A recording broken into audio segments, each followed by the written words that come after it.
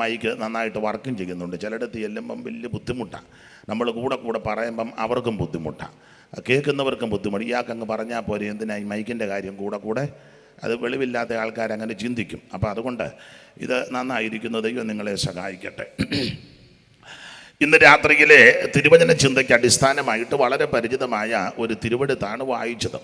പത്തനംതിട്ടക്കാരെ ഒന്നും ദൈവവചനം അധികം പഠിപ്പിക്കേണ്ട കാര്യമല്ല, എല്ലാം പഠിച്ചിരിക്കുക. ദൈവത്തിനും ഇരിപ്പ് കാണുമ്പോൾ എനിക്കറിയാം, എല്ലാം പഠിച്ചിരിക്കുക. അപ്പോൾ അതുകൊണ്ട് ഇന്ന് രാത്രി നിങ്ങൾക്കറിവുള്ള കാര്യമാണ്, ലളിതമായിട്ട് ചില കാര്യം നമുക്ക് ഇന്ന് രാത്രി ചിന്തിക്കാം. അതിന് അടിസ്ഥാനമായിട്ട് നമ്മൾ വായിച്ചത് യെശയ്യാ പ്രവചനം 59-ാം അധ്യായത്തിന്റെ പ്രാരംഭവാക്യമാണ്. ഒന്നുകൂടെ വായിച്ചോ ജയം.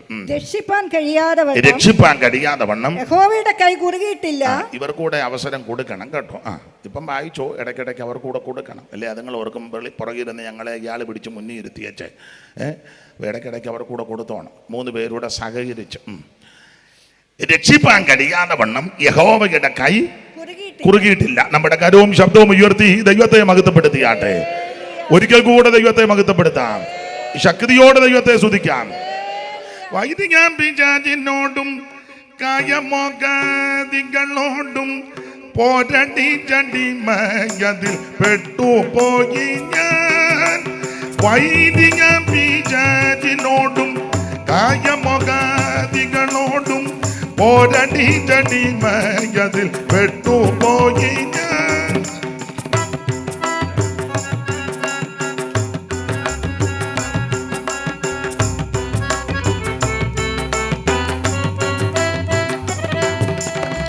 വൈദികം പിശാചിനോടും കായമോകാദികളോടും പോരടി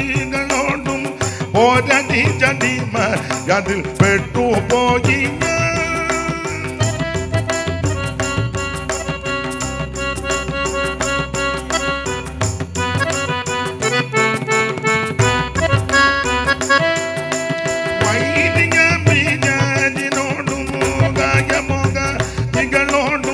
പോരടി ചടിമയതിൽ പെട്ടുപോയി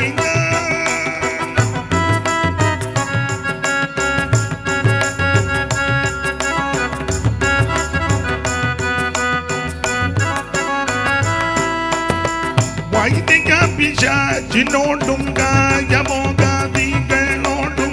പോരടി ചടിമയതിൽ പെട്ടുപോയി ഞാൻ. അടിമയെ മുഖം തകർത്ത ഉടയ തമ്പുരാനെ നല്ല, അടിമയിൽ മുഖം തകർത്ത ഉടയ തമ്പുരാനെ നല്ല, ഇടയന് ഒരേഴയാണ്ട അടിയനെ കൺപാർക്കാതെ യേശുവേ സനാപതിയേ. നട്ടം തിരിയുന്നെന്നെ വീടുകൾ യേശുവേ കരുണാസനാപതിയേ. നട്ടം തിരിയുന്നെന്നെ വീടുകൾ യേശുവേ കരുണാസനാപതിയേ.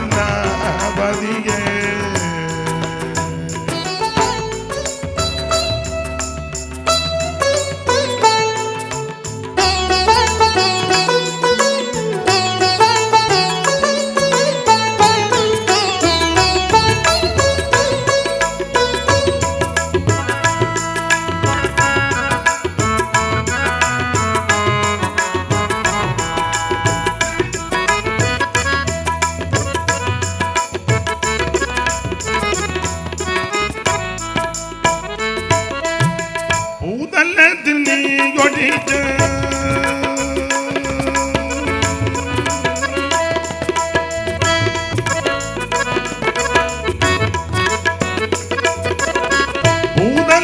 നീ ഒഴിച്ച് ദാസനനി യാതനമു കണ്ടതില്ല സകല മണ്ഡലാധിപ.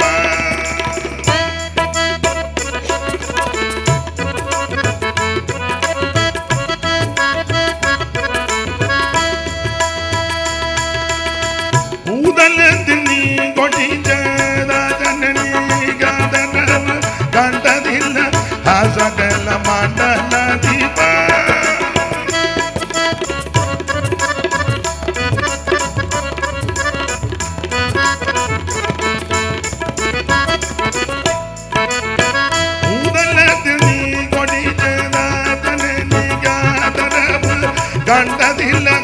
സകല മണ്ഡലാധിപ.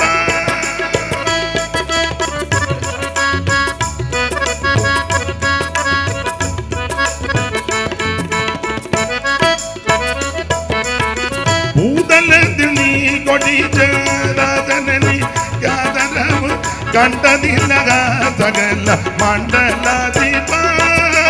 അടിമയിൻ മുഖം തകർത്ത ഉടയ തമ്പുരാനെ നല്ല അടിമയിൻ മുഖം തകർത്ത ഉടയ തമ്പുരാനെ നല്ല ഇടയനെ ഒരേ അടിജനെ കൺപാർത്ത ദേവ യേശുവേ കരുണാസനാപരിയേ. നട്ടം തീറ്റിയും തന്നെ വീടുകൾ യേശുവേ കരുണാസനാപരിയേ. നട്ടം തീറ്റിയും തന്നെ വീടുകൾ യേശുവേ കരുണാസനാപരിയേ. നട്ടം തീറ്റിയും തന്നെ വീടുകൾ യേശുവേ സനാപരിയേ. നട്ടം തീറ്റിയും തന്നെ വീടുകൾ യേശുവേ കരുണാസനാപരിയേ.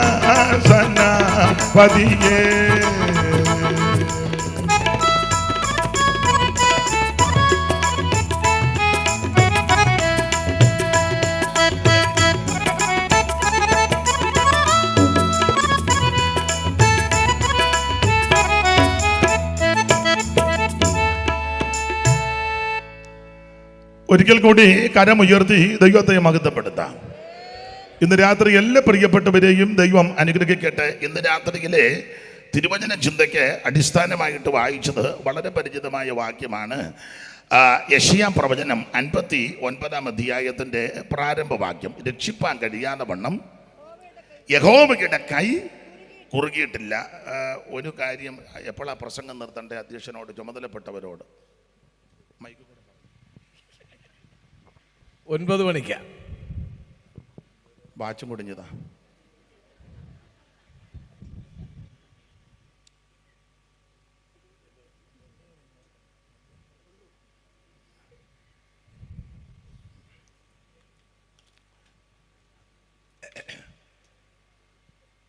ഇന്ന് രാത്രിയിൽ അല്പസമയങ്ങൾ ശാന്തമായിട്ട് നമുക്ക് വചനം ധ്യാനിക്കാം. യെശയ്യാ പ്രവചനം 59 അധ്യായത്തിൻ്റെ പ്രാരംഭ വാക്യമാണ് ഇന്ന് രാത്രിയിൽ തിരുവചന ചിന്തയ്ക്ക് അടിസ്ഥാനമായിട്ട് വായിച്ചത്. രക്ഷിപ്പാൻ കഴിയാതെ വണ്ണം യഹോവയുടെ കൈ കുറുകിയിട്ടില്ല. ഇന്ന് രാത്രിയിൽ നമ്മൾ ചിന്തിക്കാൻ ഉദ്ദേശിക്കുന്ന വിഷയം ദൈവത്തിൻ്റെ കരം വന്നാൽ എന്തൊക്കെ നടക്കുമെന്നാണ്. അദൃശ്യനായ ദൈവത്തിൻ്റെ മഹത്വമുള്ള ഭുജം ഇന്ന് രാത്രി വരുമ്പോൾ എന്തൊക്കെ സംഭവിക്കും, അതാ ചിന്തിക്കാൻ ആഗ്രഹിക്കുന്നത്. ഈ സത്യവേദ പുസ്തകത്തിലെ പ്രധാനപ്പെട്ട ഒരു പുസ്തകമാണ് യെശയ്യാ പ്രവചനം. നമുക്കറിയാം, ഈ വേദപുസ്തകത്തെ 2 ഭാഗങ്ങൾ, പഴയ നിയമവും പുതിയ നിയമവും. അതിൽ പഴയ നിയമത്തിൽ 39 പുസ്തകം. ആ 39 പുസ്തകത്തെ തന്നെ തരംതിരിച്ച് പഠിക്കും. ആരംഭത്തിൽ മോശയുടെ പഞ്ചഗ്രന്ഥം 5 പുസ്തകം, പിന്നീട് ചരിത്ര പുസ്തകങ്ങൾ, പിന്നെ സംഗീത പുസ്തകങ്ങൾ, പിന്നെ പ്രവചന പുസ്തകം. അത് തന്നെ 2ആയിട്ടാണ്. വലിയ പ്രവാചകന്മാരും ചെറിയ പ്രവാചകന്മാരും. പ്രവാചകൻ്റെ വലിപ്പമോ, വണ്ടിയുടെ വിലയോ, വീടിൻ്റെ വലിപ്പമോ, മൊബൈലിൻ്റെ വിലയോ നോക്കിയല്ല വലുതും ചെറുതും തിരിക്കുന്നത്. ഇപ്പോൾ അങ്ങനെ അതിരിക്കുന്നത്. കൂടെ അമേരിക്കയിൽ പോകുന്നുണ്ടോ, ഏത് വണ്ടിയല്ല വന്നത്. ഇടയ്ക്കിടയ്ക്ക് പുള്ളി സ്റ്റേജിലോട്ട് ബൈബിൾ വെച്ച് പുള്ളിയുടെ മൊബൈലും ബൈബിൾ വെക്കും, എല്ലാവരും കാണാനാ. ടാബും എല്ലാം. പിന്നെ ധരിക്കുന്ന വസ്ത്രത്തിൻ്റെ ആക്കം, പിന്നെ അദ്ദേഹത്തിൻ്റെ വീട് ചുറ്റുപടി, ഇതൊക്കെ വെച്ചാൽ നമ്മൾ വലുതും ചെറുതും തരംതിരിക്കുന്നത്. പക്ഷേ ഇവിടെ വലുത് പലതും അവിടെ വലുതായിരിക്കുകയല്ല. ഇവിടെ ചെറുതെന്ന് കാണുന്നവർ പലരും അവിടെ വലുതായിരിക്കും. അതവിടെ നിൽക്കട്ടെ. അപ്പോൾ വലിയ പ്രവാചകന്മാരും ചെറിയ പ്രവാചകന്മാരും. വേറെ പുസ്തകത്തിൽ വലിയ പ്രവാചകന്മാരുടെ ഗണത്തിൽപ്പെട്ടയാളാണ് യെശയ്യാവ്, യിരെമ്യാവ്, യെഹെസ്കേൽ, ദാനിയേൽ, 4 പേര്. ശേഷമുള്ള ഹോശിയ മുതൽ മലാഖി വരെയുള്ളതായ പുസ്തകത്തിലെ പ്രവാചകന്മാർ ചെറിയ പ്രവാചകന്മാരുടെ നിരയിൽപ്പെട്ടിരിക്കുക. എന്ന് പറഞ്ഞാൽ അവരുടെ പ്രവചനത്തിൻ്റെ വാചകങ്ങൾ അതനുസരിച്ച് ആ വലുതും ചെറുതായിട്ട് തരംതിരിച്ചിരിക്കുന്നത്. നമ്മൾ ഇന്ന് രാത്രി യെശയ്യാ പ്രവചനം 59 1-ാം വാക്യമാ വായിച്ച് 66 അധ്യായമുള്ള യെശയ്യാ പ്രവചനം. നമുക്കെല്ലാവർക്കും അറിയാം, വേദപണ്ഡിതാക്കളിൽ ചിലർ പറയുന്നത് വേദപുസ്തകത്തിലെ വേദപുസ്തകമാണ് യെശയ്യാ പ്രവചനമെന്ന. കാരണം വേദപുസ്തകം 66 പുസ്തകമുള്ളതുപോലെ യെശയ്യാ പ്രവാചകന്റെ പുസ്തകം 66 അധ്യായങ്ങളാണ്. ഈ യെശയ്യാ പ്രവാചകന് ഒരു വിശേഷണ പദം വേദപണ്ഡിതാക്കൾ കൊടുത്തിരിക്കുന്നത് സുവിശേഷ പ്രവാചകൻ എന്ന. സുവിശേഷ പ്രവാചകൻ. അതിന്റെ കാരണം യെശയ്യാവ് യേശുക്രിസ്തുവിനെ കണ്ടയാളാണ്. അദ്ദേഹം ജീവിച്ച ശുശ്രൂഷിച്ച കാലത്ത് ജഡരൂപമെടുത്ത് യേശു ഈ ഭൂമിയിൽ വന്നിട്ടില്ല. പക്ഷെ യേശുക്രിസ്തുവിനെ കണ്ടു യെശയ്യാവ്. അപ്പോൾ ഇദ്ദേഹം ഒരു സുവിശേഷ പ്രവാചകനാ. സുവിശേഷ പ്രവാചകൻ. അത് എന്തുവായി സുവിശേഷം? അത് ഇവിടെ പറയേണ്ട കാര്യമില്ലെങ്കിലും പറയാതിരിക്കാൻ ഒക്കത്തില്ല, യോഗം അങ്ങനത്തെ ആണല്ലോ. എന്താണ് സുവിശേഷം? സുവിശേഷം മതം മാറ്റുകയല്ല, സഭ മാറ്റുകയല്ല, സംഘടന മാറുകയല്ല, മറ്റുള്ളവരുടെ സൗകര്യം കെടുത്തുകയല്ല, മറ്റുള്ളവരെ അലോക്യമുണ്ടാക്കാൻ പ്രേരിപ്പിക്കുന്നതല്ല. സുവിശേഷം പ്രത്യയശാസ്ത്രവുമല്ല, തത്വസംഗതികളുമല്ല, ബഹളവും വെപ്രാളുമല്ല. സുവിശേഷം ഒരു വ്യക്തിയാണ്. അതല്ല നമുക്കറിയാം, മറ്റാരുമല്ല, നസ്രായനാകുന്ന യേശുക്രിസ്തു. വായിച്ചോ തിമോഥെയോസിന്റെ 2-ാം ലേഖനം 2:8 വാക്യം അങ്ങ് വായിക്കണം. ഇതെല്ലാം ഇവിടെ ഇരിക്കുന്നവർക്ക് അറിവുള്ള വാക്യമാണ്. നിങ്ങളിപ്പോൾ ചെല്ലി എന്തിക്കും, ഓ ഇതൊക്കെ വായിപ്പിക്കണോ? അല്ല, എന്തിനാ വായിപ്പിക്കുന്നത്? ചില ആൾക്കാർ എന്നെപ്പറ്റി പറയുന്നത് അയാൾ വായി വരുന്നതെല്ലാം വിളിച്ചു പറയുമെന്ന. അതിനായി വായിപ്പിക്കുന്ന, വായി വരുന്നത് ഇതൊക്കെയാണ്. എന്നെ ചിലയിടത്ത് വിളിക്കാൻ നേരത്ത് ചില സെൻറ്ററിലെ, ചില ഡിസ്ട്രിക്റ്റിലെ, ചില സെക്ഷനിലൊക്കെ ചെല്ലി പറയാം, അയാളെ വിളിക്കരുത്, അയാൾ വായി വരുന്നതല്ല. സെക്ഷൻ എന്ന് പറഞ്ഞപ്പം മനസ്സിലായി കാണും ഏത് സഭയാന്ന്. സെൻറ്റർ എന്ന് പറഞ്ഞപ്പം ഏതാന്ന് ആയി കാണും ഏത് സഭ. ഡിസ്ട്രിക്റ്റ് എന്ന് പറഞ്ഞപ്പോഴും ഇപ്പം പിടികിട്ടി കാണും. എല്ലായിടത്തുമല്ല, ചിലയിടത്ത്. അപ്പം വിളിക്കുന്ന കാര്യം പറയുമ്പോൾ ഏതേലും ഞാഞ്ഞൂല് പറയും, അയാൾ വായി വരുന്നതല്ല വിളിച്ചു പറയും. അപ്പം എൻ്റെ വായി വരുന്നത് എന്നതാണെന്ന് അറിയിക്കാനായി ഇവരെ കൊണ്ട് വായിപ്പിക്കുന്നതിന് ആ 3 എണ്ണത്തിനെ പിടിച്ച് മുന്നിൽ ഇരുത്തിയത്. വായിര് തിമോഥെയോസിന്റെ 2-ാം ലേഖനം 2:8. ദാവീദിന്റെ സന്തതിയായി ജനിച്ച് മരിച്ചിട്ട് ഉയർത്തെഴുന്നേറ്റിരിക്കുന്ന യേശുക്രിസ്തുവിനെ ഓർത്തുകൊള്ളുക. പിന്നെ അതാ സുവിശേഷം. ദൈവത്തിന് മഹത്വം. യേശുക്രിസ്തു അതാ സുവിശേഷം. ഒന്നുകൂടെ വിശദീകരിച്ചാൽ സുവിശേഷം എന്ന് പറഞ്ഞാൽ എന്തുവാ? നല്ല വാർത്ത, സദ്വർത്തമാനം. അങ്ങനെ നല്ല വാർത്ത അല്ലയോ? സദ്വർത്തമാനം. ഇംഗ്ലീഷ് പറഞ്ഞാൽ എങ്ങനെയാ? ഒരു ഇംഗ്ലീഷ് ഇരിക്കട്ടെ, ഗുഡ് ന്യൂസ്. ഇംഗ്ലീഷ് ഇരിക്കട്ടെ, നമ്മുടെ യോഗമല്ലയോ? അപ്പോൾ ഗുഡ് ന്യൂസ്, നല്ല വാർത്ത, നല്ല വർത്തമാനം. അതെന്താ? മറ്റു വർത്തമാനം ഒന്നും നല്ലതല്ല. എല്ലാവർക്കും കൂടെ ഒന്നിച്ചിരുന്ന് കേൾക്കാൻ പറ്റുന്ന വാർത്തയല്ല നമ്മൾ ഓരോ ദിവസവും കേട്ടുകൊണ്ടിരിക്കുന്നത്. അപ്പനും അമ്മയ്ക്കും വല്യപ്പനും വല്യമ്മയ്ക്കും കൊച്ചുമക്കൾക്കും ഒന്നിച്ചിരുന്ന് കേൾക്കാൻ പറ്റുമോ? അതിലെ ചില വാർത്തകളുടെ അടിസ്ഥാനത്തിൽ സംസാരിക്കുമ്പോൾ പിള്ളേർ വന്നിരിക്കുമ്പോൾ എന്നെ കേൾക്കാനാട്ടാ കീഴേ വന്നിരിക്കുന്നത്. പോ മൂത്തവർ. അപ്പം മൂത്തവർ പറയുന്നതെല്ലാം അങ്ങനത്തതാ, കൊച്ചുങ്ങൾക്ക് കേൾക്കാൻ പറ്റാത്തതാ. കൊച്ചുങ്ങളും ഇപ്പം പറഞ്ഞത് അമ്മച്ചി എന്തിനാ ചോദിച്ചിരുന്നത്, ഞങ്ങൾ വർത്താനം, അവരും അത്രയാ പറയുന്നത്. അപ്പം ചുരുക്കി പറഞ്ഞാൽ എല്ലാവർക്കും കേൾക്കാൻ പറ്റാത്ത വാർത്തകളാ ഓരോ ദിവസവും വന്നുകൊണ്ടിരിക്കുന്നത്. പക്ഷേ സുവിശേഷം എല്ലാവർക്കും കേൾക്കാം. അപ്പച്ചനും അമ്മച്ചിക്കും വല്യപ്പച്ചനും വല്യമ്മച്ചിക്കും കൊച്ചുമക്കൾക്കും എല്ലാം കൂടെ, ഭാര്യയ്ക്കും ഭർത്താവിനും സഹോദരനും സഹോദരിക്കും ആങ്ങളയ്ക്കും പെങ്ങൾക്കും ചേട്ടത്തിക്കും അനിയത്തിക്കും അമ്മായിയമ്മയ്ക്കും മരുമകൾക്കും എല്ലാം ഒന്നിച്ചിരുന്ന് കേൾക്കാൻ പറ്റാവുന്ന ഒരേ ഒരു വാർത്തയേ ഉള്ളൂ. അത് സുവിശേഷമാണ്. സുവിശേഷം അതാ സദ്വർത്തമാനം, ഗുഡ് ന്യൂസ്, നല്ല വാർത്തയാണ്. ഇതെല്ലാവരും കേൾക്കണം. എന്തുവാ? ഒന്നുകൂടെ തെളിച്ച് പറഞ്ഞാൽ സുവിശേഷം എന്താ സുവിശേഷം? ഒന്നുകൂടെ തെളിച്ച് പറഞ്ഞാൽ വായിച്ചേ, കൊരിന്ത്യർക്ക് എഴുതിയ 1-ാം ലേഖനം 15:3 ഒരു ചെറിയ വിശദീകരണം. എന്തുവാ സുവിശേഷം? ചെറിയ വിശദീകരണം. 15:3 മുതൽ വായിര്. ക്രിസ്തു നമ്മുടെ പാപങ്ങൾക്ക് വേണ്ടി, യേശു ക്രിസ്തു നമ്മുടെ പാപങ്ങൾക്ക് വേണ്ടി തിരുവെഴുത്തുകളിൻ പ്രകാരം മരിച്ചു അടക്കപ്പെട്ട്, ഫുൾ സ്റ്റോപ്പ് ഇല്ല കേട്ടോ, മരിച്ചു അടക്കപ്പെട്ട് തിരുവെഴുത്തുകളിൻ പ്രകാരം 3-ാം നാൾ ഉയർത്തെഴുന്നേറ്റു. ഇതാ സുവിശേഷം. ഒന്നുകൂടെ തെളിച്ചു പറഞ്ഞാൽ യേശുക്രിസ്തുവിന്റെ ജനനം, യേശുക്രിസ്തുവിന്റെ മരണം, യേശുക്രിസ്തുവിന്റെ ഉയർപ്പ്, ഇതാ സുവിശേഷം എന്ന് പറഞ്ഞാൽ നല്ല വാർത്ത. യേശുക്രിസ്തുവിന്റെ ജനനം നല്ല വാർത്തയാണ്. നല്ല വാർത്തയാണ്. ദൂതന്മാരുടെ ഗാനാലാപമൊക്കെ നമുക്കറിയാമല്ലോ. ദൈവത്തിന് മഹത്വം.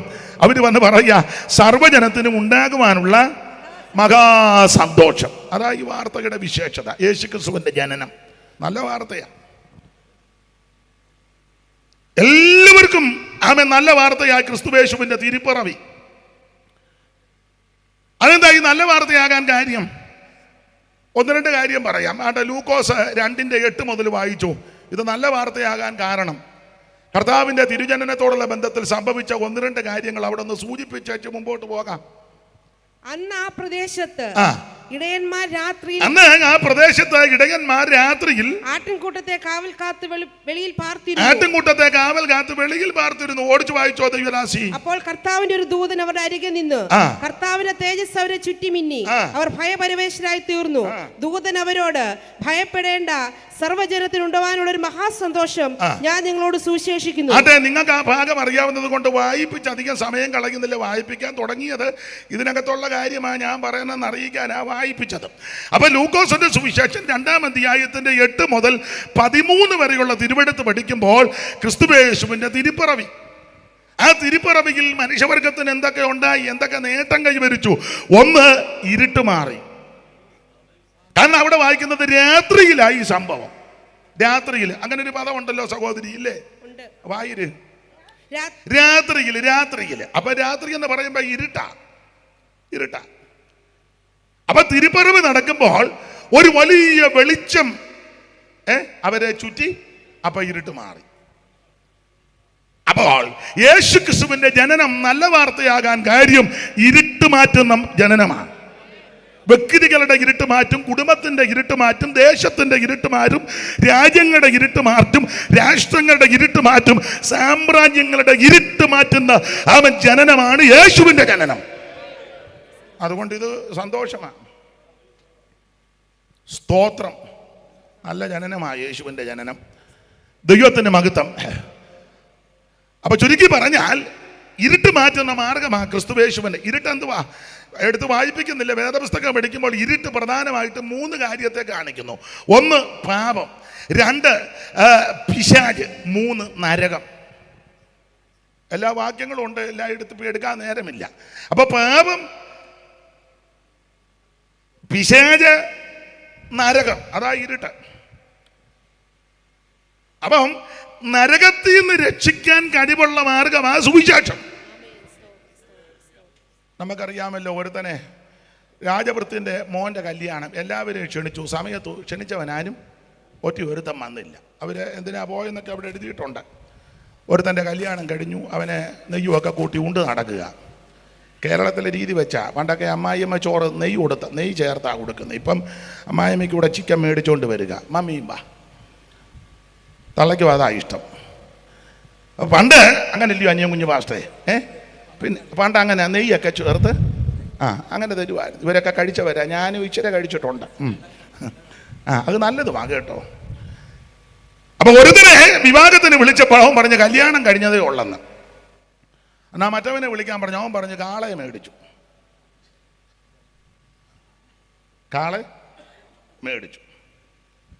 വേറൊരുത്തൻ പറഞ്ഞു നിലവും മേടിച്ചു. അവിടെ പറഞ്ഞത് ഒഴിവ് കഴിവ് പറഞ്ഞെന്ന. സാറ് ഒരു പ്രയോഗം കൊടുത്തിട്ടുണ്ട്. സൈമൺ സാറ് ഒഴികഴി ഓരോ തരം പറഞ്ഞൊരു നേരം ഒരുത്തനു നിലത്തിനായി മനസ്സിൽ വിചാരം. ഒഴികഴി ഓരോ തരം പറഞ്ഞൊരു നേരം ഒരുത്തനു നിലത്തിനായി മനസ്സിൽ വിചാരം. നിജ സ്ത്രീയിൽ ലയിക്കയാൽ ഒരുത്തനു സാരം. മുട്ടക്കുണ്ടു കാലകളാൽ അപരന്നു പാരം. രാജാത്മജം വിരുന്നതിൽ വിവരം. രാജാത്മജം വിരുന്നതിൽ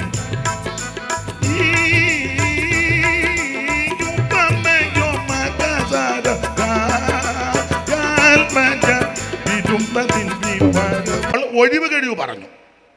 രാജാവിന് വലിയ മനോദുഃഖമുണ്ടായി. ഭൃത്യന്മാരോട് പറഞ്ഞു, ക്ഷണിച്ചവരാരും വന്നില്ലാണ്ട് ആ വഴിത്തലക്കലിരിക്കുന്നതെല്ലാം വിളിച്ചോണ്ട് വരാൻ പറഞ്ഞു. ഭൃത്യന്മാർ 4 പാട് ഓടി മെനക്കെട്ട് നിന്നവനെയും വഴിത്തലയ്ക്ക് നിന്നവനെയും പരിവക്കേട് നിന്നവനെയും എല്ലാം വിളിച്ചു വരാം. അങ്ങനെ വന്നതാ നമ്മളല്ല. നമ്മുടെ ഇരിപ്പ് കണ്ട ബക്കിംഗ്ഹാം പാലസിൽ നിന്ന് വന്നതുപോലെ. ആ കാര്യത്തിന് യാതൊരു കുറവും ആ നോട്ടോ ഇരിപ്പ് കണ്ടില്ലേ. എന്നെ വിളിച്ചില്ലായിരുന്നേ സ്വർഗത്തിൽ സ്തംഭനം ഉണ്ടായേന്. പൗലോസ് പറഞ്ഞൊരു പദം പറയാം, ഞെളിയാതെ ഭയപ്പെടും ദൈവത്തെ. യോഗ്യതയുള്ളത് കൊണ്ട് വിളിച്ചതല്ല, ഒരു യോഗ്യതയും ഇല്ലാഞ്ഞത് കൊണ്ട് വിളിച്ചതാ. മെനക്കെട്ട് നിന്നതാ, ആരും ഗവനിക്കുന്നില്ലായിരുന്നു. അന്നേരം വന്ന് വിളിച്ച വരാൻ പറഞ്ഞു. അങ്ങനെ നമ്മളല്ല ഇതിനകത്ത് വന്നേ. ഓടി ചാടി എല്ലാവരും വന്നേ. ഒടുവിൽ എല്ലാവരും ഇരുന്ന് കഴിഞ്ഞപ്പോൾ രാജാവ് ഇത് കാണാനൊന്ന് വന്ന കക്ഷികളെയൊക്കെ ഒന്ന് കാണാൻ. രാജാവ് ചില ക്രമീകരണമൊക്കെ ചെയ്തേച്ചാ എല്ലാത്തിനെയും വിളിപ്പിച്ചത്. ഇതിനകത്തോട്ട് കയറാൻ ഒരു വാതിലുണ്ടായിരുന്നു. വാതിൽക്കൽ രണ്ടുപേരെ ചുമതലപ്പെടുത്തി വരുന്നവനെല്ലാം ഡ്രസ്സ് കൊടുത്ത് കയറ്റണം.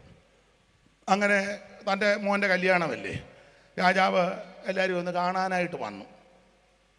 അപ്പോൾ ഒരുത്തനെ കല്യാണ വസ്ത്രം ധരിക്കാതെ ഇരിക്കുന്നു. അവനെ ആക്ഷേപിച്ചില്ല, വളരെ മയത്തിലായിച്ച സ്നേഹിത എന്ത് ചെയ്യുക കല്യാണ വസ്ത്രം. അവ പറഞ്ഞു ഇതല്ലേ. അല്ലല്ല, അതുകൊണ്ട് അവർക്കെല്ലാം ഉണ്ടല്ലോ, നിനക്ക് എന്ത് ചെയ്യും? എനിക്ക് കിട്ടിയില്ല. അങ്ങനെ കിട്ടാതിരിക്കാൻ ചാൻസ് ഇല്ലല്ലോ, കിട്ടുമല്ലോ. ഞാനവിടെ ചുമതലപ്പെടുത്തിയിട്ടുണ്ടായിരുന്നല്ലോ. ഇല്ല യജമാനെ, എനിക്ക് കിട്ടിയില്ല. അപ്പം രാജാവിന് ഡൗട്ട്. രാജാവ് ചോദിച്ചു, നീ എതിലേക്കൂടാ ഇതിനകത്ത് വന്നേ? അപ്പോൾ അവൻ പറഞ്ഞു, ഞാൻ ഡൈവ് ചെയ്ത് വന്നതാണ്, മതിൽ ചാടി. ഇതിനകത്ത് വന്നവരെല്ലാം ആ വാതിലിൽ കൂടാ വന്നത്. ഒരു വാതിലേ ഉള്ളൂ, ഒറ്റ വാതിലേ ഉള്ളൂ. ആ വാതിൽ കൂടാ ഇങ്ങോട്ട് വന്നത്. ഇവന് വാതിൽ കൂടെ വരാൻ നിന്നില്ല. ഇവൻ ഡൈവ് ചെയ്യും, പഴയ ജൂഡോയാ. ഒറ്റ വെട്ടിന് 10 ഇഷ്ടിക പൊട്ടിക്കുന്നവനാ. അതെല്ലാം വന്ന് ഇതിനകത്ത് ഇറക്കുക. അതില്ലേ ചെല്ലു പറഞ്ഞ, പാസ്റ്ററെ നിങ്ങൾക്ക് എന്നെ അറിയത്തില്ല, അന്വേഷിച്ച് നോക്കണം, ഞാൻ വെട്ടിപ്പുറം തോമാച്ചൻ ആരാന്ന്, മുണ്ടുകോട്ട ബേബി. പിന്നെ പഴയ ഡൈവാ. ഇവന് ഡൈവ് ചെയ്ത് ഇതിനകത്ത് കയറി. അപ്പോൾ ചോദിച്ചു എങ്ങനെ? ഞാൻ മതിൽ ചാടി കയറിയതാണ്. അപ്പം രാജാവ്, നിങ്ങൾ അവിടെ ഭാഗം പഠിച്ചാൽ മനസ്സിലാക്കും. രാജാവ് ഉടനെ ഭൃത്യന്മാരോട് പറഞ്ഞു, ഇവനെ മതിൽ ചാടി വന്നതുകൊണ്ട് ഇവനെ പിടിച്ച് കെട്ടിച്ച മതിലേ കൂടെ തന്നെ എടുത്തിട്ടേക്കാൻ പറഞ്ഞു. അങ്ങനെ തന്നെ കയ്യും കാലും കെട്ടി. ഭൃത്യന്മാർ വന്നവൻ്റെ കയ്യും കാലും കെട്ടി. അങ്ങനെ സാറ് എടുത്തിരിക്കുന്നത്, ഭൃത്യരവനെ വരിഞ്ഞു കെട്ടി വൈരം തേടി പട്ടണത്തിനു പുറത്തെ മതിലിങ്കൽ കൂടി. ഭൃത്യരവനെ വരിഞ്ഞു കെട്ടി വൈരം തേടി പട്ടണത്തിനു പുറത്തെ മതിലിങ്കൽ കൂടി.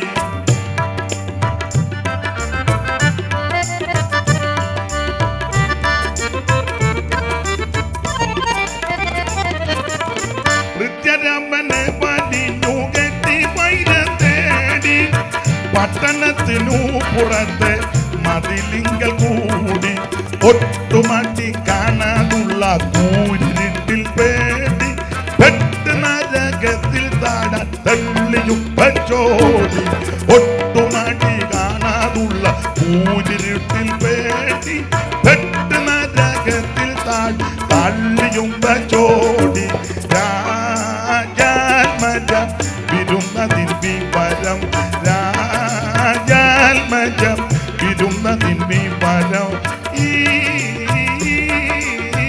ഉപമയോ മകസാരം, രാജാത്മജ വിരുന്നതിൻ വിവരം. അപ്പൊ ശ്രദ്ധിക്കുക, ഇരുട്ട് നരകത്തെ കാണിക്കുന്നതാണ്. ഓടിച്ചു മുമ്പോട്ട് പോകാം. അപ്പൊ ശ്രദ്ധിക്കേ, ഇരുട്ട് ഒന്ന് പാപത്തെ കാണിക്കുന്നു, ഇരുട്ടിന്റെ നിഷ്ഫല പ്രവർത്തികൾ. 2, ഇരുട്ട് പിശാചിനെ കാണിക്കുന്നു, അറുക്കാനും മുടിക്കാനും നശിപ്പിക്കാനും വരുന്നവൻ. 3, ഇരുട്ട് നിത്യ നരകത്തെ കാണിക്കുന്നു. അപ്പോൾ യേശുക്രിസ്തുവിന്റെ തിരുപ്പിറവി നടന്നപ്പോൾ ഇരുട്ട് മാറി.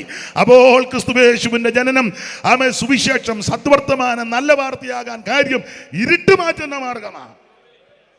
നിന്റെ ജീവിതത്തിൻ്റെ, കുടുംബത്തിൻ്റെ, സമൂഹത്തിൻ്റെ ഇരുട്ട് മാറ്റം. ഇവിടെ നിന്ന് ഒത്തിരി കാര്യം പറഞ്ഞാൽ കൊള്ളാമെന്നുണ്ട്. ഇന്ന് സമയത്തെ എനിക്ക് ഒരു 2-2.5 മണിക്കൂറൊക്കെ ഉണ്ടെങ്കിൽ എനിക്ക് എൻ്റെ ശൈലി അനുസരിച്ച് പറയാൻ പറ്റുള്ളൂ. ശരി, ഒന്നും നന്നായി ഏക്കുകയല്ല, പിന്നെ ഒരു പരുവത്തിനങ്ങ് ഒപ്പിക്കുക. എൻ്റെ രീതി അതാ. നമുക്കാണെങ്കിൽ അധികം സമയവും ഇല്ല താനും. ആട്ടെ, ദൈവത്തിൻ്റെ മകത്ത് ഉള്ളതാട്ടെ. ഞാനും ഇപ്പം അങ്ങ് ആശ്വസിക്കുക. പണ്ടൊരാൾ പറഞ്ഞ 8 കേട്ട് കുടുംബത്തിരുന്നാൽ കിട്ടുമോ എന്ന് ചോദിച്ച പോലെ ഉള്ളതാണ് ദൈവത്തിന് മഹത്വം. അപ്പോൾ ഇരുട്ട് പിശാചിനെയും പാപത്തെയും ഒക്കെ കാണിക്കുന്നതാണ്. യേശുക്രിസ്തുവിന്റെ തിരുപ്പിറവിയാൽ ഇന്നങ്ങനെ ആഘോഷിക്കുകയാണല്ലോ. ഡിസംബർ 25 അല്ല യേശു ജനിച്ചത്, വേറെ രാജ്യത്ത് വേറെ ഡേറ്റാ. പിന്നെ എന്തേലും ആട്ടെ, അങ്ങനെയും ഒരു അവധി കിട്ടുന്നു. ഇപ്പം അവധി ഇനിയിപ്പം ഉണ്ടാകുമെന്ന് അതുമൊക്കെ പോട്ടെ. ഇന്നത്തെ ദിവസം തന്നെ ബന്ധുക്കോസുകാരുമൊക്കെ കരോളിന് ഇറങ്ങുന്നവരും ഉണ്ട്. അത് കഴിഞ്ഞ എല്ലാം വേറെ പണിക്ക് പോകുന്നവരും ഉണ്ട്. അങ്ങനെയും ഒരു ദിവസം ആട്ടെ, നല്ല കാര്യം. എന്തായാലും ഇരുട്ട് മാറ്റുന്ന മാർഗമാണ് സുവിശേഷം. എത്ര ജീവിതങ്ങളുടെ സമൂഹത്തിൻ്റെ ഇരുട്ട് മാറ്റി. ഒരു കാലത്ത് കേരളത്തിൽ ഞാൻ എപ്പോഴും പറയും, ഇതുപോലെ വെള്ളത്തുണി എടുത്തോണ്ട് എല്ലാവർക്കും നടക്കാൻ ഒക്കുകയില്ല, ഇരുട്ടാ. എൻ്റെ വല്യപ്പനൊന്നും ഇതുപോലെ വെള്ളത്തുണി നിങ്ങൾക്ക് കുഴപ്പമില്ലായിരുന്നായിരിക്കും. എൻ്റെ വല്യപ്പൻ ഇതുപോലെ ഒന്നും ഉടുത്തുകൊണ്ട് നടക്കാൻ ഒക്കത്തില്ല. ഇപ്പം പിന്നെ ഞാൻ അതിൻ്റെ എല്ലാം കേട് തീർത്ത് ഇഷ്ടം പോലെ വെള്ളത്തുണി. അതെന്തിനാന്ന് ചോദിച്ചാൽ അതിൻ്റെ എല്ലാം കേട് തീർക്കുക. ഈ വെള്ളത്തുണി ഉടുക്കാൻ ഇടയാക്കിയത് സുവിശേഷം വന്നതുകൊണ്ടാണ് ആണെന്ന്. വഴി കൂടെ നടക്കാനൊക്കത്തില്ല എല്ലാവർക്കും. ഇത്ര അടി അകലം നടക്കണം. നായർ ഇത്ര അടി, ഏതാ നമ്പൂതിരിമാർ വരുമ്പോഴേ ഹോയ് ഹോയ് എന്നുള്ള ശബ്ദമൊക്കെ ഉണ്ടാക്കുമ്പോൾ നമ്പൂതിരി വരുമ്പോൾ നായർ ഇത്ര അടി, ഈഴവർ ഇത്ര അടി, അങ്ങനെ ഓരോ ജാതിക്കാരും പുലകര്, സാമ്പവര്, കുറവര് ഒക്കെ ഇത്ര അടി ദൂരം. അല്ലെങ്കിൽ അങ്ങനെ നടന്നില്ലേ വേറെ അടി, അതിന് വേറെ ആളുണ്ട്. അങ്ങനെ ഒരു കാലം ഉണ്ടായിരുന്നു. പട്ടിക്കും പന്നിക്കും പൂച്ചയ്ക്കും എല്ലാം വഴിയിൽ കൂടെ നടക്കാൻ മനുഷ്യന് നടക്കാനൊക്കത്തില്ല. അപ്പോൾ മനുഷ്യനാക്കിയതും അവൻ പെരുവഴി കൂടെ നടക്കാൻ ഇടയാക്കിയതും നല്ല വസ്ത്രം ധരിക്കാൻ ഇടയാക്കിയതൊക്കെ സുവിശേഷം വന്നതുകൊണ്ടാണ്. ഇതിൻ്റെ എല്ലാം മൂല കാരണം ഈ നല്ല വാർത്ത വന്നതുകൊണ്ടാണ്. അതുകൊണ്ടാണ് ഇതിനെ തടയുന്നത്. ഇനി ഇത് അങ്ങനെ വിട്ടാൽ പിന്നെയും പല പ്രശ്നങ്ങൾ ഉണ്ടാകും. അതുകൊണ്ടാണ്. പക്ഷേ ഇത് കേൾക്കണം, എല്ലാവരും കേൾക്കണം, നല്ല വാർത്തയാണ്. ഞാനെപ്പോഴും പറയും, പണ്ട് ആശുപത്രിയിലൊക്കെ 65-70 കൊല്ലമൊക്കെ മുമ്പ് പുറകോട്ട് പോയാൽ ആശുപത്രിയിലൊക്കെ എല്ലാവരെയും കയറ്റുകയില്ല. ഡോക്ടർമാരാണെങ്കിലും പരിശോധിക്കുന്നത് ഇച്ചിരി പണവും പിടിപ്പും കാണാനുമൊക്കെ ഇച്ചിരി ചൊവ്വും ചെമ്മാന്തരം ഉള്ളവരെയൊക്കെ പരിശോധിക്കുക, അല്ലാത്തതിനെയൊന്നും പരിശോധിക്കില്ല, അങ്ങ് മാറി നിർത്തും. മാവേലിക്കരുടെ ചരിത്രമൊന്നും ഞാനിപ്പോൾ പറയുന്നില്ല. സാൽവേഷൻ ആർമിക്കാരവിടെ യോഗം തുടങ്ങിയപ്പോൾ ഉണ്ടായ സംഭവം ഇപ്പം ഞാൻ പറയുന്നില്ല, താഴെക്കരയ്ക്ക് പറ. അപ്പോൾ ആശുപത്രിയിൽ എല്ലാവരെയും കയറ്റത്തില്ല. സാധുക്കളായ അധസ്ഥിതരെന്നും അധകൃതരെന്ന് ലോകം പറയുന്ന ആൾക്കാരെ ആശുപത്രി ചെല്ലാൻ അനുവദിക്കത്തില്ല. അവരെ പ്രത്യേക മാവിൻ്റെ ചുവട്ട് നിർത്തും. എന്താ വെച്ചാൽ മറ്റേ ആൾക്കാരെയൊക്കെ നന്നായിട്ട് പരിശോധിക്കും, മറ്റുള്ളവരെ പരിശോധിക്കില്ല. ദൂരെ നിന്ന് നോക്കും, അയിത്തമാ, തൊടാനൊക്കത്തില്ല. അടുത്ത് തന്നെ പരിശോധിക്കണ്ടേ, കുഴൽ വെച്ചേ, അങ്ങനെയല്ലയോ പഴയത്, വാ പൊളിക്കുക, കണ്ണ് കാണിക്കുക, അങ്ങനെയൊക്കെയാ, ടോർച്ച് അടിച്ചൊക്കെ പഴയ രീതികളാണ്. അപ്പം അതുകൊണ്ട് സ്പർശിക്കണം, തൊടണം, അടുത്ത് ചെല്ലണം, അയിത്തമാ, ദൂരെ മാറ്റി നിർത്തും. പിന്നെ എല്ലാം കലക്കി വെച്ചിട്ടുണ്ട്. സമയമാകുമ്പോൾ ആരെങ്കിലും വന്ന് കമ്പൗണ്ടറോ വല്ലതും വന്ന് കുപ്പിക്കകത്ത് നിറച്ച് തളയ്ക്കെല്ലാം കൊടുക്കുക, മുടുത്ത കുപ്പിയായിട്ട് അവിടെ മുതൽ തളയെല്ലാം കുടിക്കുക. ചിലതൊക്കെ രക്ഷപ്പെടും. ഇങ്ങനത്തെ ഒരു കാലം ഉണ്ടായിരുന്നെന്ന്. ഇവരുടെ പേര് പറഞ്ഞു വരുന്ന മരുന്നുകൾ മറുവിലയ്ക്ക് ഇവർ വിൽക്കുകയും ചെയ്യും. അങ്ങനെയൊക്കെ ഉണ്ടെന്ന് ഇതെല്ലാം കൂടെ കണ്ട് നമ്മുടെ ഒരു അച്ചായും ചിങ്ങവനത്തുള്ള സുശീലം ഭാഗവതർ പണ്ട് ഒരു പാട്ടെഴുതി. പാട്ടിൻ്റെ വരി ഇങ്ങനെ: നല്ല നല്ല മരുന്നുകൾ മെല്ലമേ കരത്തിലാക്കി ജില്ലയിലെ കാഴ്ചവർകളെ തുത്തിടുന്നു. നല്ല നല്ല മരുന്നുകൾ മെല്ലമേ കരത്തിലാക്കി ജില്ലയിലെ കാഴ്ചവർകളെ തുത്തിടുന്നു. ഒട്ടുകുപ്പായക്കാരെ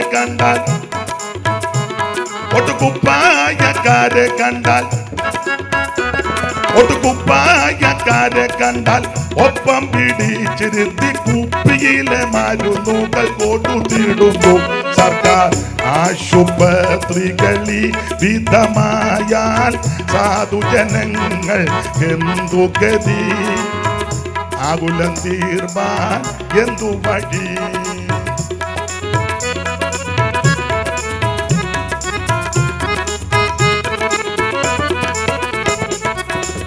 ബാക്കി ഭാഗം പാടിയാൽ കൊള്ളാമെന്നുണ്ട്, പാടിയ ആലോക്യം ഉണ്ടാകും.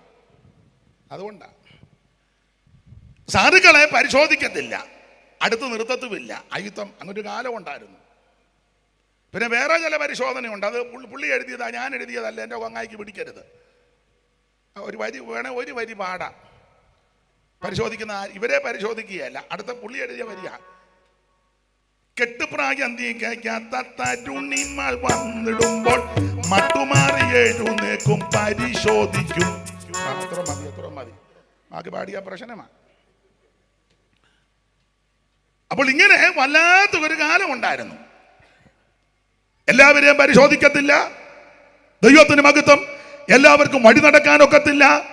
ആമേൻ. ദൈവത്തിന് മഹത്വം. എല്ലാവർക്കും ആമേൻ വിദ്യ അഭ്യസിക്കുവാൻ അനുവദിക്കത്തില്ല. എല്ലാ നാമത്തിലും മേലായ നാമം കൈയടിച്ചു വാഴ്ത്തുനാമോ ആമേ. എല്ലാ നാമത്തിലും മേലായ കൈയടിച്ചു പാട വാഴ്ത്തുനാമോ ആമേ. എല്ലാ മുഴങ്കാലും മടങ്ങിടും തിരുമുമ്പിൽ കൈയടിച്ച് ചേർന്ന് ഓ എല്ലാ മുഴങ്കാലും മടങ്ങിടും തിരുമുമ്പിൽ ഓ വല്ലഭത്വമുള്ള നാമം ആമേ. ശ്രീയേശുനാമം അതിശയനാമം ആമേ. ഏഴകനിബിംബനാമം ആമേ. ശ്രീയേശുനാമം അതിശയനാമം ഏഴകനിബിംബനാമം ഓ ഭൂതബാധിതർക്കും നരവ്യാധികർക്കും ഓ മോചനം കൊടുക്കുന്ന ആമേ. ഭൂതബാധിതർക്കും നരവ്യാധികർക്കും മോചനം കൊടുക്കുന്ന കുരുടർക്കും മൂഢർക്കും കുഷ്ഠരോഗികൾക്കുമെല്ലാം വിടുതൽ നൽകുന്ന ആമേ. കുരുടർക്കും മൂഢർക്കും കുഷ്ഠരോഗികൾക്കും വിടുതൽ നൽകുന്ന ഓ ശ്രീയേശുനാമം അതിശയനാമം ആമേ. ആമേ. ശ്രീയേശുനാമം അതിശയനാമം ആമേ. ആമേ. ശ്രീയേശുനാമം അതിശയനാമം കരമുയർത്തി ദൈവത്തെ മഹത്വപ്പെടുത്ത. അപ്പോൾ ഒന്ന് സുവിശേഷം ഇരുട്ട് മാറ്റുന്ന മാർഗമാണ്. മനുഷ്യന്റെ അന്ധത, ദേശത്തിന്റെ അന്ധത, ജീവിതത്തിന്റെ അന്ധത മാറ്റുന്ന ഒരേ ഒരു മാർഗമാണ് സത്യസുവിശേഷം. ആ ഭാഗം വായിക്കുമ്പോൾ ഇരുട്ട് മാറി. എല്ലാ ഭാഗത്തേക്കും പോകുന്നില്ല. എടുത്ത വാക്യത്തോട് കൂട് പുലർത്തണം. 2 ഇന്ന് 25 ആയതുകൊണ്ട് ഞാൻ 1-2 കാര്യം അങ്ങ് സൂചിപ്പിക്കുക. ദൈവത്തിന്റെ മഹത്വം മര പറഞ്ഞല്ലയോ കൊടിയിടേണ്ടത്. അപ്പൊ ശ്രദ്ധിക്കുക. 1 ഇരുട്ട് മാറും. 2 അവിടെ ഒരു പദമുണ്ട്. ദൂതന്മാർ വന്ന് പറയാ ഭയപ്പെടേണ്ട. ഭയം മാറ്റുന്നതാ ക്രിസ്തുവിന്റെ ജനനം. അതുകൊണ്ടാണ് ഇത് സന്തോഷം. സകല ഭയവും മാറ്റും. മരണഭേദികളോ ചിത്തഭ്രമങ്ങളോ ആകുല ചിന്തകളോ എന്ത് പ്രശ്നമാണെങ്കിലും അത് മുഴുവൻ മാറ്റിത്തരുവാൻ ഇന്ന് രാത്രി ഭയത്തോടെ ഭാരത്തോടെ ആരെങ്കിലും വന്നിട്ടുണ്ടെങ്കിൽ ഭയം മാറ്റുന്ന ജനനമാ ക്രിസ്തുയേശുവിന്റെ തിരുജനനം. മാത്രമല്ല നാടോട്ട് പഠിക്കുമ്പോൾ ഇങ്ങനെ സർവ്വജനത്തിനും ഉണ്ടാകുവാനുള്ള സന്തോഷം തരുന്നതാ യേശുവിന്റെ ജനനം. നമ്മുടെ സന്തോഷം എങ്ങനെയാണെന്നൊന്നും വർണ്ണിക്കാനൊക്കത്തില്ല. പക്ഷെ വാക്യം പറയാം. ധാന്യവും വീഞ്ഞും വർദ്ധിച്ചപ്പോൾ അവർക്കുണ്ടായതിലും അധികം സന്തോഷം. ഇതാ അതിൻ്റെ രീതി. വർണ്ണിക്കാനൊന്നും ഒക്കത്തില്ല. പക്ഷെ വാക്യം അങ്ങ് പറയാം. ധാന്യവും വീഞ്ഞും വർദ്ധിച്ചപ്പോൾ പൂട്ടാറ്റാറ്റ അടിച്ചവനേക്കാളും സന്തോഷമായി രക്ഷിക്കപ്പെട്ട ദൈവവൈതലന്. അംബാനിയെ എവിടെ കൊണ്ടിരുത്ത് നമ്മൾ വിരിക്കും. അംബാനിക്ക് ഇത്രയും സന്തോഷമൊന്നും വരികയല്ല. അടുത്ത മാസം വാടക കൊടുക്കുന്ന എങ്ങനെയാണെന്ന് ചിന്തിച്ചിരിക്കുന്ന അമ്മയുടെ ഇരിപ്പ് കണ്ടാൽ ലോട്ടറി അടിച്ചതുപോലെ. അതായത് തന്നെ സന്തോഷം. കാരണം യേശു ഉള്ളത്തിൽ വന്നു. ഈ പാട്ടുകാരുമൊക്കെ ഒത്തിരി ബത്തപ്പാടും പ്രയാസമൊക്കെ ഉള്ളതാ ഇല്ലയോ? ഓ ഇരിപ്പ് കാണുമ്പോൾ എനിക്കറിയാം. എനിക്കറിയാം. എന്നാലും അത് നിങ്ങൾ ഇരിക്കുന്ന കണ്ടോ? ഈ പാസ്റ്റേഴ്സിനൊക്കെ പ്രശ്നമില്ലാഞ്ഞിട്ടാണോ? ഇല്ലേ? ഒന്നും പറയണ്ട. പക്ഷെ എന്താ ഇങ്ങനെ സന്തോഷിക്കാൻ കാര്യം? യേശു ഉള്ളത്തിൽ വന്നതാ. മദ്യമല്ല സന്തോഷം തരുന്ന, മയക്കുമരുന്നൊന്നുമല്ല, ലഹരി പദാർത്ഥവുമല്ല, ലോകത്തിൻ്റെ ദാടിമോടികളൊന്നുമല്ല. യേശു ഉള്ളത്തിൽ വന്നു. ദൈവത്തിൻ്റെ മഹത്വം. ക്രിസ്തുയേശുവിൻ്റെ തിരുപ്പിറവി സന്തോഷമുണ്ടാക്കുന്നതാണ്. അപ്പോൾ അവിടുത്തെ ജനനവും അവിടുത്തെ മരണവും അവിടുത്തെ ഉയർപ്പും എല്ലാം നല്ല വാർത്തയാണ്. ഞാൻ ആ ഭാഗത്തേക്ക് അധികം പോകുന്നില്ല. അങ്ങനെ പോയാൽ അവിടെ നിന്ന് ഒത്തിരി കാര്യം പറയേണ്ടതുണ്ട്. അവിടുത്തെ മരണവും നല്ല വാർത്തയാണ്. ഞാനെപ്പോഴും പറയും, നിങ്ങൾക്കും അറിയാം യേശു ക്രിസ്തുവിൻ്റെ തിരുമരണം. ഈ മരണം നല്ലതാണ്. കാരണം ഈ മരണത്തെപ്പറ്റി പറയുന്നത് പോലെ വേറെ ആരുടെയും മരണത്തെപ്പറ്റി പറയുന്നില്ല. ഒരു കുഞ്ഞുങ്ങളുടെ മഹാത്മജി മരിച്ച ദിവസം മനോരമയുടെ ഒരു പത്രത്തിൻ്റെ ഫ്രണ്ടിലെ ഒരു ചെറിയ കോളത്തിൽ അദ്ദേഹത്തിൻ്റെ രാഷ്ട്രപിതാവ് പേരുമൊക്കെ കാണും. ഇന്ന് മഹാത്മജിയുടെ ചരമ ദിനം. അന്നേരം ചിലപ്പം അദ്ദേഹത്തെ സ്നേഹിക്കുന്ന ഇന്ത്യക്കാർ, ബഹുമാന്യരായ പ്രിയപ്പെട്ടവർ ഫോട്ടോയുമൊക്കെ വെച്ചൊരു മാലയിട്ട് ചിലപ്പോൾ രാവിലെ മുതൽ അവിടെ ഇരിക്കുകയൊക്കെ ചെയ്യും. ഉണ്ടല്ലോ, വേണേ ഒരു പാട്ടുമൊക്കെ പാടും. ഏതാ? രഘുപതി രാഘവ. അതൊന്നും അറിയാൻ മേലെ.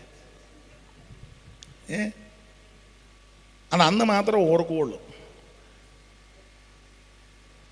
അമേരിക്കൻ പ്രസിഡന്റുമാർ പലരും മരിച്ച ദിവസമേ ഓർക്കുള്ളൂ. ഇവിടെ മിടുക്കന്മാർ ധാരാളം മരിച്ചു. മന്നത്ത് പത്മനാഭൻ NSSന്റെ പ്രധാനപ്പെട്ടയാളെ സ്ഥാപകനാണ്. അന്നേ ദിവസം സമാധി ദിവസം ഓർക്കും. മന്നം സമാധി ഒരു അവധിയുണ്ട്. ശ്രീനാരായണ ഗുരു സമാധി അന്ന് ഓർക്കും. ഒരു യാത്രയൊക്കെ ഉണ്ട്. അയ്യങ്കാളിയുടെ ചരമദിനം സമാധി അന്ന് ഓർക്കും. വൈകുണ്ഠസ്വാമി, പണ്ഡിറ്റ് കറുപ്പൻ, സരസകവി മൂലൂര് പത്മനാഭ പണിക്കര്, EMS മരിച്ച ദിവസം, AKG മരിച്ച ദിവസം, അടുത്ത സമയത്തുണ്ടല്ലോ ഉമ്മൻചാണ്ടി മരിച്ച ദിവസം ഓർക്കും. നമ്മളെ ജനിപ്പിച്ച് അപ്പനും അമ്മയും മരിച്ച ദിവസം അത് ഓർക്കും. അത് ഓർക്കാത്ത ആൾക്കാരുണ്ട്. അനിയത്തി വിളിച്ച് പറഞ്ഞു, കൊച്ചമ്മ ഇന്ന് ആ ചായ ആന്നോ, അയ്യോ ഞാൻ അങ്ങ് മറന്നുപോയി. ഉടനെ പറയോ അവൾ വിളിച്ചപ്പോഴാണ് ഞാൻ. ഇപ്പം ജനിപ്പിച്ച അപ്പൻ മരിച്ചതുപോലും മറക്കുക പലരും. എന്നാൽ യേശുക്രിസ്തുവിൻ്റെ മരണം എന്ന് ഓർക്കുക.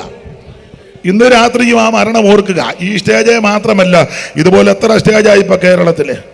അവിടെ എല്ലാം ഈ മരണത്തെ ഓർക്കുക. ലോകത്തിൽ ദൈവമക്കളുള്ള സകല ഇടങ്ങളിലും, ക്രൈസ്തവരുള്ള എല്ലാ ഇടങ്ങളിലും യേശുവിൻ്റെ മരണം ഓർക്കുക. മാത്രമാണോ ഓരോ ഞായറാഴ്ച ആലയത്തിലോട്ട് ചെല്ലുമ്പോൾ ആ മരണത്തെ സൂചിപ്പിക്കുന്ന തിരുമേശ ഒരുക്കി വച്ചിരിക്കുക. എല്ലായിടത്തും ഇല്ല കേട്ടോ. ചിലയിടത്ത് മാസത്തിലൊന്ന്, ചിലയിടത്ത് ആണ്ടവസാനത്തിന് സ്തോത്രം, ചിലയിടത്ത് മെയിൻ പാസ്റ്റർ വന്നെങ്കിലേ ഇത് മുറിക്കുള്ളൂ. Local pastor മുറിക്കത്തുമില്ല. മുറിച്ചാൽ അവനെ അന്നേരം ഒതുക്കുകയും ചെയ്യും. അതാ അതുപോട്ടെ, നമ്മുടെ വിഷയമല്ലല്ലോ. എല്ലാ ആഴ്ചയും നമ്മൾ ആലയത്തിലോട്ട് ചെല്ലുമ്പോൾ ഒരുക്കി വച്ചിരിക്കുക എന്തുവാ? തിരുമേശ. എന്തുവാ? അവിടുത്തെ കഷ്ടാനുഭവങ്ങളെയും മരണത്തെയും ഓർപ്പിക്കുന്ന ശുശ്രൂഷയാണ്. എല്ലാ ദിവസവും ഇത് ഓർക്കും. ഇന്ന് രാവിലെ ഞാൻ ഓർത്തല്ലോ, നിങ്ങൾ ഓർത്തല്ലോ യേശുവിൻ്റെ മരണം. അതാ മരണത്തിൻ്റെ വിശേഷത. ഈ മരണം പ്രസംഗിക്കുന്നത് പോലെ വേറെ ആരുടെ മരണമാണ് പ്രസംഗിക്കുന്നത്? മറ്റുള്ള മഹാന്മാർ മരിച്ചാൽ അന്നേ ദിവസം ചിലപ്പോൾ അത് മരണത്തെപ്പറ്റി ഒന്നും പറയത്തില്ല. അവർ ചെയ്ത നല്ല കാര്യങ്ങളെ പറയുള്ളൂ. തന്നെയല്ല, യേശുവിൻ്റെ മരണത്തെപ്പറ്റി എല്ലാ ദിവസവും എല്ലാ സ്റ്റേജിലും പറയുക. ഈ മരണം വിശേഷപ്പെട്ട മരണമാണ്. മാത്രമാണോ നിങ്ങൾ വേദപുസ്തകം പഠിച്ചേ? ആദ്യത്തെ 4 സുവിശേഷം മത്തായി, മർക്കോസ്, ലൂക്കോസ്, യോഹന്നാൻ. അതിൽ 2 സുവിശേഷത്തിൽ യേശുവിൻ്റെ ജനനത്തെ പറ്റി അധികം പറഞ്ഞിട്ടില്ല. യോഹന്നാൻ്റെ സുവിശേഷവും മർക്കോസിൻ്റെ സുവിശേഷത്തിൽ ജനനത്തെ പറ്റി അധികം വിസ്തരിച്ചിട്ടില്ല. എന്നാൽ 4 സുവിശേഷത്തിലും ക്രിസ്തുയേശുവിൻ്റെ മരണത്തെ പറ്റി പറഞ്ഞിട്ടുണ്ട്. മത്തായി, മർക്കോസും, ലൂക്കോസും, യോഹന്നാനും എല്ലാം അവിടുത്തെ തിരുമരണത്തെ പറ്റി നന്നായിട്ട് പ്രസ്താവിച്ചു. അതെന്നാ? ഈ മരണം വിശേഷപ്പെട്ട മരണമാണ്. എന്തിനാ മരിച്ചത്? നമ്മുടെ പാപങ്ങൾക്ക് പരിഹാരം വരുത്തുവാൻ. അതുകൊണ്ട് സുവിശേഷം, നല്ല വാർത്ത, സദ്വർത്തമാനം എല്ലാവരും കേൾക്കേണ്ട വാർത്തയാണ്. ആ വാർത്തയാ ഈ ദിവസങ്ങളിൽ ഇന്നലെയും ഇന്നും നാളെയും എല്ലാം ഇവിടെ മുഴങ്ങുന്നത്. ഇതെല്ലാവരും വന്ന് കേൾക്കണം. എന്താ സുവിശേഷം? യേശു ക്രിസ്തു. എന്തിനാ സുവിശേഷം? സകല മനുഷ്യനും രക്ഷപ്പെടാൻ. തീത്തോസ് 2:11 വായിച്ചു. തീത്തോസ് 2:11. ഇതൊന്ന് പറഞ്ഞേച്ച് പോകാം. ഇത് പറയണമല്ലോ, ഇത് പറയാറൊക്കത്തില്ലല്ലോ. വായിച്ചേ 2:11. സകല മനുഷ്യർക്കും സകല മനുഷ്യർക്കും രക്ഷാകരമായ ദൈവകൃപ ഉദിച്ചുവല്ലോ. അപ്പൊ എന്താണ് സുവിശേഷം? യേശു ക്രിസ്തു. എന്തിനാ സുവിശേഷം? സകല മനുഷ്യനും രക്ഷപ്പെടാൻ. മറ്റൊരുത്തനും രക്ഷയില്ല. യേശു ക്രിസ്തു മാത്രമാ രക്ഷകൻ. അതിനാ സുവിശേഷം. ആരാ ഇത് കേൾക്കേണ്ടത്? 49 സങ്കീർത്തനം 1 വാക്യം, 49:1 പെട്ടെന്ന് വായിച്ചോ. സകല ജാതികളുമായുള്ളവരെ ഇത് കേൾക്കണം. ഇതാ കേൾക്കേണ്ടത്. ദൈവത്തിന്റെ മഹത്വം. സകല ആൾക്കാരും ഇത് കേൾക്കണം. എന്തുവാ? സുവിശേഷം. നീ ഏത് മതത്തിലോ കുലത്തിലോ കുടുംബത്തിലോ നിറത്തിലോ നിലവാരത്തിലോ പെട്ടതൊന്നും ഇവിടെ വിഷയമല്ല. എല്ലാവരും ഇത് കേട്ടിരിക്കണം. ഇതൊരു പ്രത്യേക വിഭാഗക്കാർ മാത്രം കേൾക്കേണ്ടതല്ല. പക്ഷെ ദുഃഖമെന്ന് പറയട്ടെ, നമ്മുടെ ആൾക്കാർ ഇത് കേൾപ്പിക്കുകയല്ല. കൺവെൻഷനൊക്കെ നടത്തിയാൽ അത്രയും മട്ടത്ത് മാത്രം. ഇപ്പം ഇവിടെ വന്നപ്പോൾ മുക്കിന് കേൾക്കുന്നുണ്ട്, വലിയ സന്തോഷം. അത്രയും ഉള്ളൂ. അതിനപ്പുറത്തോട്ടൊന്നും ഒക്കത്തുമില്ല, ഒപ്പിക്കുകയില്ല. എന്നാൽ എനിക്ക് സന്തോഷം, ഈ തിരുവനന്തപുരം സൈഡിൽ ചെന്നാൽ വലിയ സന്തോഷമാണ്. കൺവെൻഷന് ചെന്നാൽ ഒരു 2-3 കിലോമീറ്റർ ദൂരം കേൾപ്പിക്കും. നമ്മുടെ ആൾക്കാർ ഈ കോഴഞ്ചേരി, പത്തനംതിട്ട, റാന്നി, ബന്ധുക്കോസുകാരൊക്കെ ഇഷ്ടംപോലെ ക്രിസ്ത്യാനികളുടെ ഈറ്റിലെ മക്കയാണ്. പക്ഷേ കേൾപ്പിക്കുകയല്ല. അതേസമയം ഞാൻ യാത്രയൊക്കെ ചെയ്യുന്നയാളാണ്. നിങ്ങളും യാത്ര ചെയ്യുന്നവരാ. നിങ്ങൾ ചില സ്ഥലങ്ങളിൽ കൂടി യാത്ര ചെയ്ത് ചില ആൾക്കാരുടെ പ്രാർത്ഥനകളും മറ്റു കാര്യങ്ങളും എല്ലാം 2-3 കിലോമീറ്റർ കേൾക്കാം. ഇപ്പോഴും കേൾക്കുന്നുണ്ട്. അതിന് പരീക്ഷയൊന്നും വിഷയമല്ല. ഓരോ പോസ്റ്റേലും ചെറിയ ബോക്സ് വെച്ചിട്ടിരിക്കുക. അതിനകത്ത് എല്ലാം കേൾപ്പിച്ചുകൊണ്ടിരിക്കുക. ഒന്നും അറിയാമല്ലോ, എല്ലാം പൊട്ട് കളിച്ചിരിക്കുന്നു. ഓരോ പോസ്റ്റേലും ചെറിയ ബോക്സ് വെച്ചിരിക്കുക. 2, 2.5, 3 കിലോമീറ്റർ നമ്മൾ വണ്ടിയെ പോകുമ്പോഴും കേൾക്കാം. ആർക്കും പ്രശ്നവുമില്ല. നമ്മളെ സാങ്ഷൻ ഇല്ലപ്പോൾ അവർ പറയും പരീക്ഷ നടക്കുകയാണ്, പിന്നെ അവിടെ എന്നാ കത്തിക്കുത്താന്നോ? അവർക്ക് വിഷയമില്ല. എവിടാന്നൊന്നും എന്നോട് ഇപ്പോൾ ചോദിക്കരുത്. എന്നെ കൊണ്ട് പറയിപ്പിക്കാൻ വേണ്ട, നിങ്ങൾക്കറിയാമല്ലോ. അല്ല, നമ്മുടെ ആൾക്കാരും തന്നെയല്ല ചെല്ലുമ്പം എപ്പോൾ തീരും? 9. ആ 9-ന് നിർത്തിക്കോണം നമ്മളോട്. മറ്റേത് 11:30 വെച്ച് അലറുക. ഒരു പ്രശ്നവുമില്ല. നമ്മുടെ ആൾക്കാർ ഉടനെ 8:45 ബൈബിളിൻ്റെ സിപ്പ് ഇട്ട് കാണിക്കും. ഇന്നെങ്ങാനും കാണിച്ചാ ഞാൻ കേൾപ്പിക്കുകയല്ലെന്ന്. ഇത് കേൾക്കേണ്ടതല്ലേ? ഞാൻ കണ്ട് ഒത്തിരി പേരെ കണ്ട് ബൈബിളിൻ്റെ സിപ്പ് ഇട്ട് നിർത്താനാ. മൂക്കരിക്കുന്ന കണ്ണട ഉടനെ മടക്കുക, അങ്ങോട്ടും ഇങ്ങോട്ടും വന്ന് നോക്കുക. മിനിഞ്ഞാന്നൊരു ഉപദേശി ഈ കസേര മുന്നോട്ട് വന്ന് ഞാൻ പറഞ്ഞ് പുറകോട്ടിരിക്കുമ്പോൾ നിർത്തുകയല്ലെന്ന് പറഞ്ഞ് പുള്ളി മുന്നോട്ട് വന്ന് നിർത്താൻ വേണ്ടിയാ. ഇവിടെ അനിയൻ കുഞ്ഞു ഭാഷ എന്നോട് പറഞ്ഞ് അച്ചാൻ ഇച്ചിരി സമയം എടുത്തോളാൻ പറഞ്ഞു, 9:30 വരെ പോട്ടെന്ന് പറഞ്ഞു. അത്രയും വേണ്ട. അദ്ദേഹം വളരെ മാന്യമായിട്ട് പറഞ്ഞു. ഇത് കേൾക്കേണ്ട കാര്യമാണ്. അതന്നെ, ഇത് കേൾക്കാൻ കൊള്ളാവുന്ന കാര്യമാണ്. മറ്റുള്ളവന്റെ പെടലി വെട്ടിക്കൊണ്ട് പാന്ന് പറയുന്ന മാർഗമല്ലിത്. അവരനെ കുത്തിക്കൊല്ലണമെന്ന് പഠിപ്പിക്കുന്ന മാർഗമല്ലിത്. ഈ മാർഗം അവൻ സമാധാനത്തിൻ്റെതാ. എല്ലാവരും കേൾക്കണം. സകല മനുഷ്യനും രക്ഷ തരുന്ന മാർഗമായി പറയുന്നത്. ഇത് ജാതിമതഭേദമന്യേ വർഗവർണ്ണ വ്യത്യാസം കൂടാതെ സകല ആൾക്കാർ കേൾക്കേണ്ടതാണ് സുവിശേഷം. യോഗ്യമേ ഇതു നമുക്കതിഭാഗ്യമേ, രക്ഷിതാവിന്റെ വാക്യമേ, സ്വർലോകരോടൈക്യമേ, യേശുരാജന്റെ സുവിശേഷ കൊടി കോട്ടത്തോടുയർത്തി എണ്ണം വേഗം ജയിക്കുമേ. സുവിശേഷം ലോകം ജയിക്കുമേ, പേയുടെ ശക്തികൾ നശിക്കുമേ. സകല ലോകരും യേശുവിൻ നാമത്തിൽ വണങ്ങുമേ, തല കുനിക്കും, അതു ബഹു സന്തോഷമേ.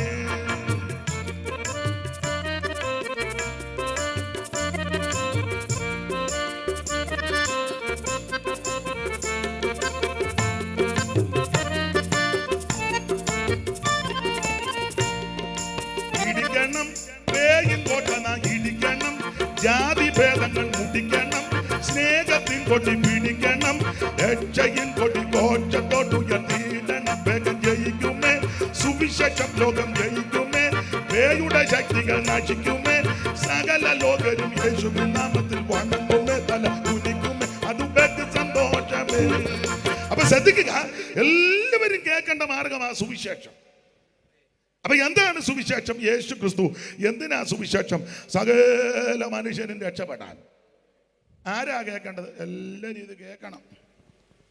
കേട്ടാലുള്ള ഗുണം എന്നാ? എല്ലാം വാക്യങ്ങൾ എടുപ്പിക്കാൻ നേരമില്ല. ഇങ്ങനെ വാക്യങ്ങൾ ഇങ്ങനെ പ്രകാശിച്ചു വരുന്നത് കൊണ്ടാണ്. കേട്ടാലുള്ള ഗുണം, 1, മാനസാന്തരപ്പെടും. യോഹന്നാൻ സ്നാപകനെ പറ്റി വാക്യം എഴുതിയിരിക്കുന്നത്, മറ്റു പലതും പറഞ്ഞവൻ ജനത്തോട് സുവിശേഷം അറിയിച്ചു. ആ സുവിശേഷം കേട്ടപ്പോൾ മാനസാന്തരപ്പെട്ടു. മാനസാന്തരപ്പെട്ടപ്പോൾ ചോദിച്ചു, ഞങ്ങൾ എന്തോ ചെയ്യണം? പട്ടാളക്കാരോട് പറഞ്ഞ് ആരെയും പിടിച്ചു പറിക്കുകയോ ഉപദ്രവിക്കുകയോ ഒന്നും ചെയ്യരുത്. സ്തോത്രം. ചുങ്കക്കാരനോട് പറഞ്ഞ് ന്യായമല്ലാത്ത നിൻ്റെ, ഇതൊക്കെ ആ സുവിശേഷത്തിനകത്ത്. ചേട്ടനും അനിയനും പെങ്ങൾക്കും ഒക്കെ കൊടുക്കാനുള്ളത് കൊടുത്തോണം. ചൊളിവിൽ തട്ടിപ്പൊന്നും ഉണ്ടാക്കിയേക്കരുത്. അവർ അമേരിക്കയില പേർഷ്യയില ഇനി ഇങ്ങോട്ട് വരത്തില്ല. എന്നാൽ പിന്നെ നമ്മുടെ ആധാരം നമ്മുടെ പേരിൽ കള്ളയാധാരം ഉണ്ടാക്കിയ ഒത്തിരി എണ്ണത്തിന് എനിക്കും അറിയാം. ഇപ്പോൾ ഒന്നും അറിയാൻ മേല.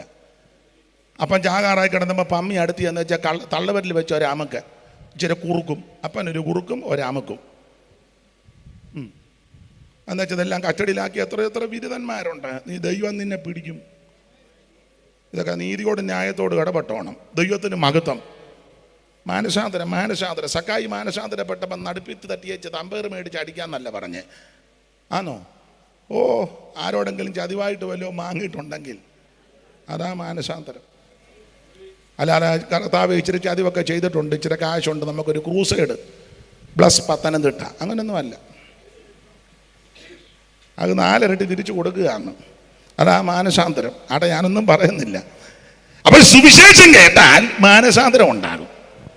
2, സുവിശേഷം കേട്ടാൽ നമുക്കറിയാമല്ലോ, കർത്താവ് ശിഷ്യന്മാരോട് പറഞ്ഞു, എന്നോട് കേട്ട പിതാവിൻ്റെ വാഗ്ദത്തത്തിന് ഇവിടെ കാത്തിരിക്കണം. എല്ലാവരും കൂടെ കാത്തിരുന്നു. 2-ാമധ്യായ അപ്പോസ്തല പ്രവൃത്തിയിൽ പറഞ്ഞ സമയത്ത് പരിശുദ്ധാത്മാവ് സ്വർഗത്തിൽ നിന്ന് വന്നു ഓരോരുത്തൻ്റെ മേൽ പതിഞ്ഞു.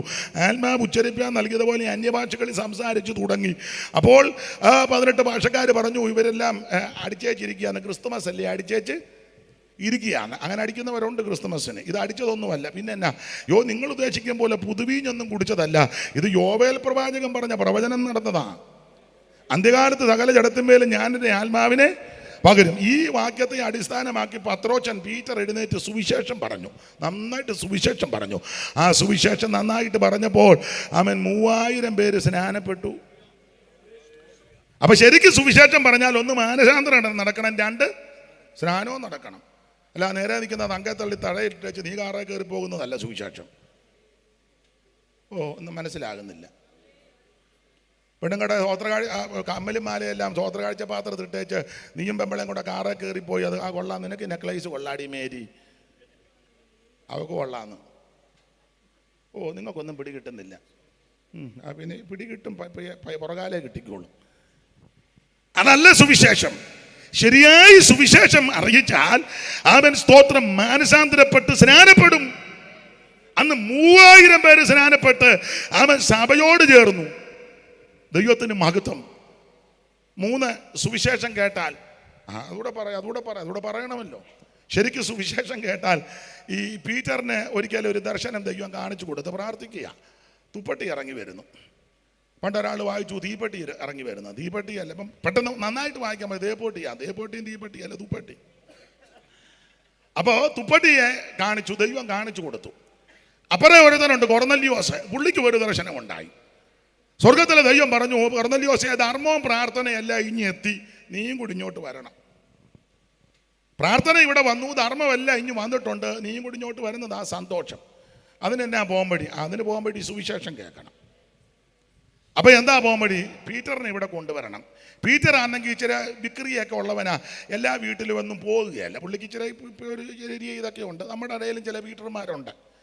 ചില വീട്ടിൽ പ്രാർത്ഥന വെച്ചാൽ പോകുകയല്ല, അഥവാ പോയാലും താമസിച്ച് ചെല്ലുമ്പോൾ, അഥവാ താമസിച്ച് ചെന്നാലും നേരത്തെ പോരും, അഥവാ അവർ കട്ടൻ വെല്ലവും കൊടുക്കാൻ കുടിക്കാതിരിക്കാൻ കണ്ണ് കാണിച്ച് വെമ്പളയായിട്ട് കയറി പോകുന്ന ഒത്തിരി പീറ്റർമാർ ഇവിടെ ഉണ്ട്. മമ്മി ഇരിക്കുക ഉണ്ട്. പിന്നെ ഇരിപ്പ് കാണുമ്പോൾ എനിക്ക് നമ്മുടെ തിരുമണ്ടി കുഞ്ചാൻ്റെ മോനല്ലയോ, ദൈവത്തിന് മഹത്വം.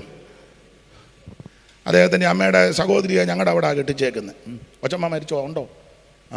ആറ്റാങ്കലത്ത് നമുക്ക് വേണ്ടപ്പെട്ട ആളാണ്.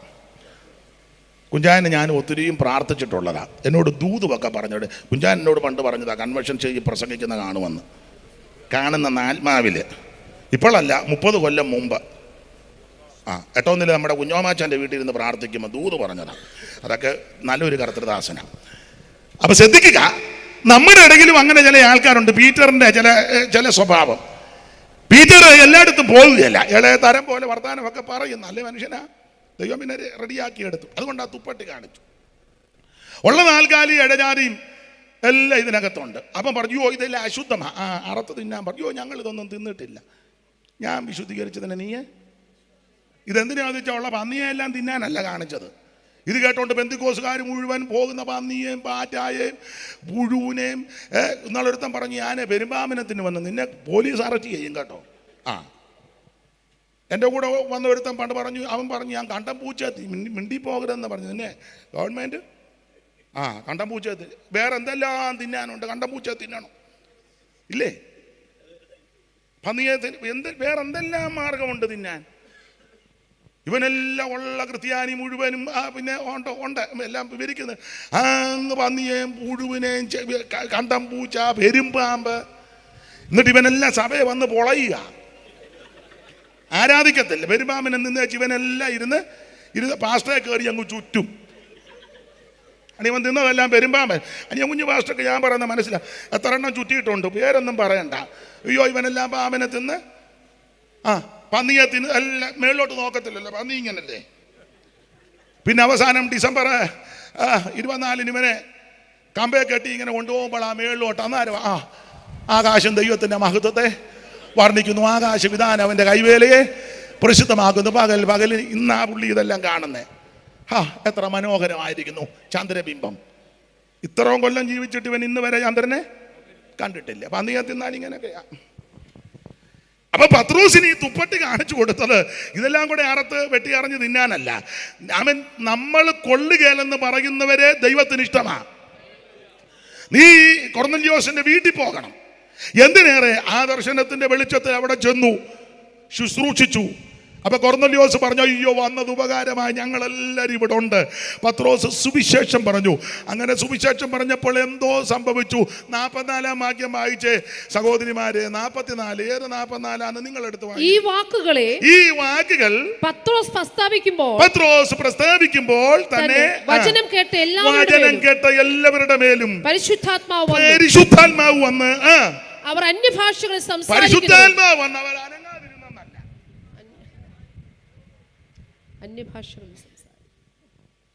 ചിലക്ക് പരിശുദ്ധാത്മാവ് വന്ന് മിണ്ടുകയില്ല, മുറങ്ങലിക്കുകയില്ല.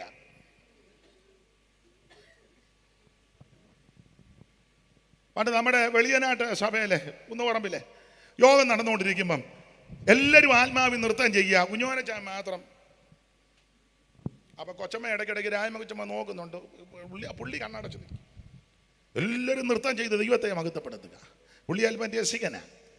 തിരിച്ച് ഞങ്ങളെല്ലാം വീട്ടിൽ വന്നപ്പം പുള്ളിക്കാരി ചോദിച്ചു, എൻ്റെ വാപ്പ എല്ലാവരും ആത്മാവിൽ നൃത്തം ചെയ്ത് നിങ്ങൾ മാത്രം ഇങ്ങനെ.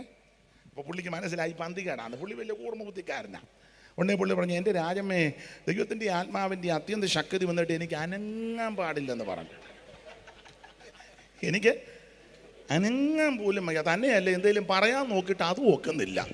നിങ്ങൾക്ക് അങ്ങനത്തെ കുഴപ്പമൊന്നും എങ്ങനെയുണ്ട്? വീണടം വിദ്യയാക്കി അല്ല, നിങ്ങളുടെ ഇരിപ്പ് കണ്ടിട്ടും അങ്ങനെയാ തോന്നുന്നത്. ഈ അത്യന്ത ശക്തി വിട്ട് അനങ്ങാൻ ഒക്കുന്നില്ല, ഒന്നും പറയാനും. ദൈവത്തിന്റെ പരിശുദ്ധാത്മാവ് ആമൻ അവിടെ കൊർന്നല്യോസിന്റെ വീട്ടിൽ സുവിശേഷം അറിയിച്ചപ്പോൾ ദൈവത്തിന്റെ പരിശുദ്ധാത്മാവ് വന്നപ്പോൾ എന്തോ സംഭവിച്ചു? വൈരേ അവർ അന്യഭാഷകളിൽ സംസാരിക്കുകയും ദൈവത്തെ മഹത്വീകരിക്കുകയും കേൾക്കാനുണ്ട്, കാണാനുണ്ട്, പറയാനുണ്ട്. അഭിഷേകം പ്രാപിച്ച കേൾക്കാനുണ്ട്, കാണാനുണ്ട്, പറയാനുണ്ട്. സുവിശേഷം കേട്ടാൽ അഭിഷേകം പ്രാപിക്കും. 1 സുവിശേഷം കേട്ടാൽ മാനസാന്തരം. 2 സുവിശേഷം കേട്ടാൽ സ്നാനം. 3 സുവിശേഷം കേട്ടാൽ അവൻ അഭിഷേകം. അതാ സുവിശേഷം. ആട്ടെ, ഞാൻ സമയത്തെ ഭയപ്പെടുന്നത് കൊണ്ട് എനിക്ക് ഒത്തിരി കാര്യം അവിടെയൊക്കെ നിന്ന് അങ്ങ് പറഞ്ഞാൽ കൊള്ളാമെന്നുണ്ട്. ദൈവത്തിന് മഹത്വം. നിങ്ങൾ ചിലർ നന്നായിട്ട് ശ്രദ്ധിച്ചിരിക്കുന്നുമുണ്ട്, അതുകൊണ്ട് എനിക്കും സന്തോഷമുണ്ട്. ദൈവത്തിന് മഹത്വം. നമ്മളെടുത്ത വാക്യത്തോടൊന്ന് കൂറ് പുലർത്തണമല്ലോ. അപ്പോൾ യെശയ്യാ പ്രവാചകനെ പറയുന്നത് സുവിശേഷ പ്രവാചകൻ എന്നാണ്. ഇനി ഒരു കാര്യം പറയാം. യെശയ്യാവിൻ്റെ ഒരു രീതി, പ്രധാനപ്പെട്ട 4 വമ്പൻ രാജാക്കന്മാരുടെ കാലത്താണ് പുള്ളിയുടെ ശുശ്രൂഷ. വായിച്ച 1:1. ആമോസിന്റെ മകനായ യെശയ്യാവ്, യഹൂദ രാജാവായ ഉസ്യാവ്, യോഥാം, ആഹാസ്, യെഹസ്ക്യാവ് എന്നിവരുടെ കാലത്താണ് യെശയ്യാവിന്റെ ശുശ്രൂഷ. ആമോസിന്റെ മകനാകുന്ന യെശയ്യാവ് രാജകുടുംബത്തിൽപ്പെട്ടയാളാ. പുള്ളി ഒരു പ്രവാചകനാ. നമുക്കറിയാം, പുള്ളിയുടെ ഭാര്യ പ്രവാചകയാ. വലിയ അനുഗ്രഹമാ. ഭാര്യയും ഭർത്താവും കൂടെ പ്രവചിച്ച് ശുശ്രൂഷിക്കുന്നത് വലിയ അനുഗ്രഹം. 2 പേരും സുവിശേഷവേല, അത് വലിയ അനുഗ്രഹമാണ്. സ്തോത്രം. 2 പേരും പ്രവചന ശുശ്രൂഷ, 2 പേരും കർത്താവിൻ്റെ വേല. ഭർത്താവിൻ്റെ ശുശ്രൂഷകൾക്ക് ഭാര്യ ഒരു വലിയ കൈത്താങ്ങല. 2 പേരും പ്രവചിക്കുക. കൈത്താങ്ങലില്ലാത്തതും ചിലതുണ്ട്.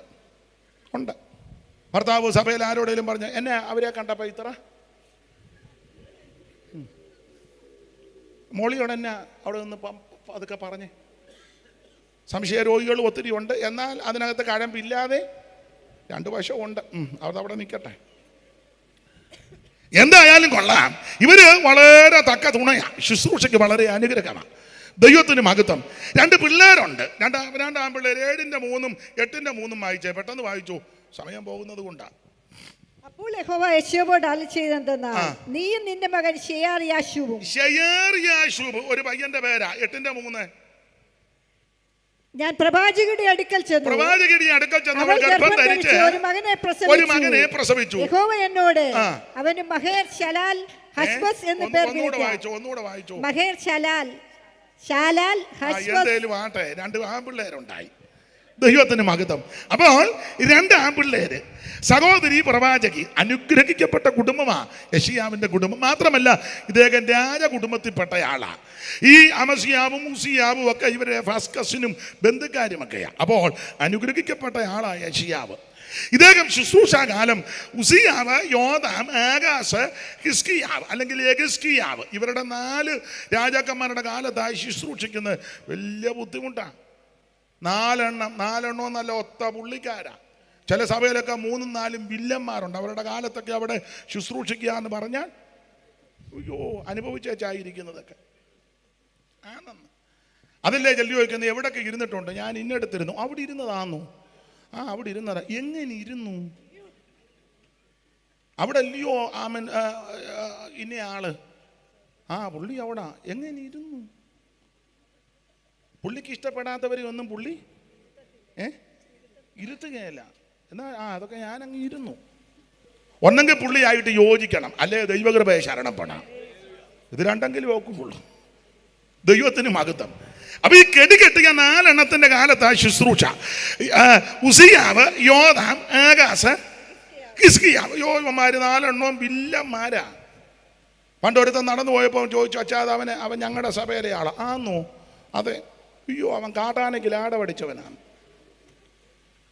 കാട്ടാനയ്ക്ക് ലാടപടിക്കുന്ന വലിയ കുതിരയും കാളയും ലാടപടിക്കുന്ന 4 കാലും. ഇവൻ അരിക്കൊമ്പനെ ഒറ്റയ്ക്ക് ലാടപടിക്കുന്ന അരിക്കൊമ്പനെ അവനെ വെച്ചോണ്ടാണ് നമ്മൾ ഞായറാഴ്ച യഹോവ എൻ്റെ ഇടയനാകുന്നു എനിക്ക് അരിക്കൊമ്പനെയും വെച്ചോണ്ട. ഒന്നും ഞാൻ പറയുന്നില്ല, ദൈവത്തിന് മഹത്വം. അപ്പൊ ഈ 4 വമ്പൻ രാജാക്കന്മാരാ.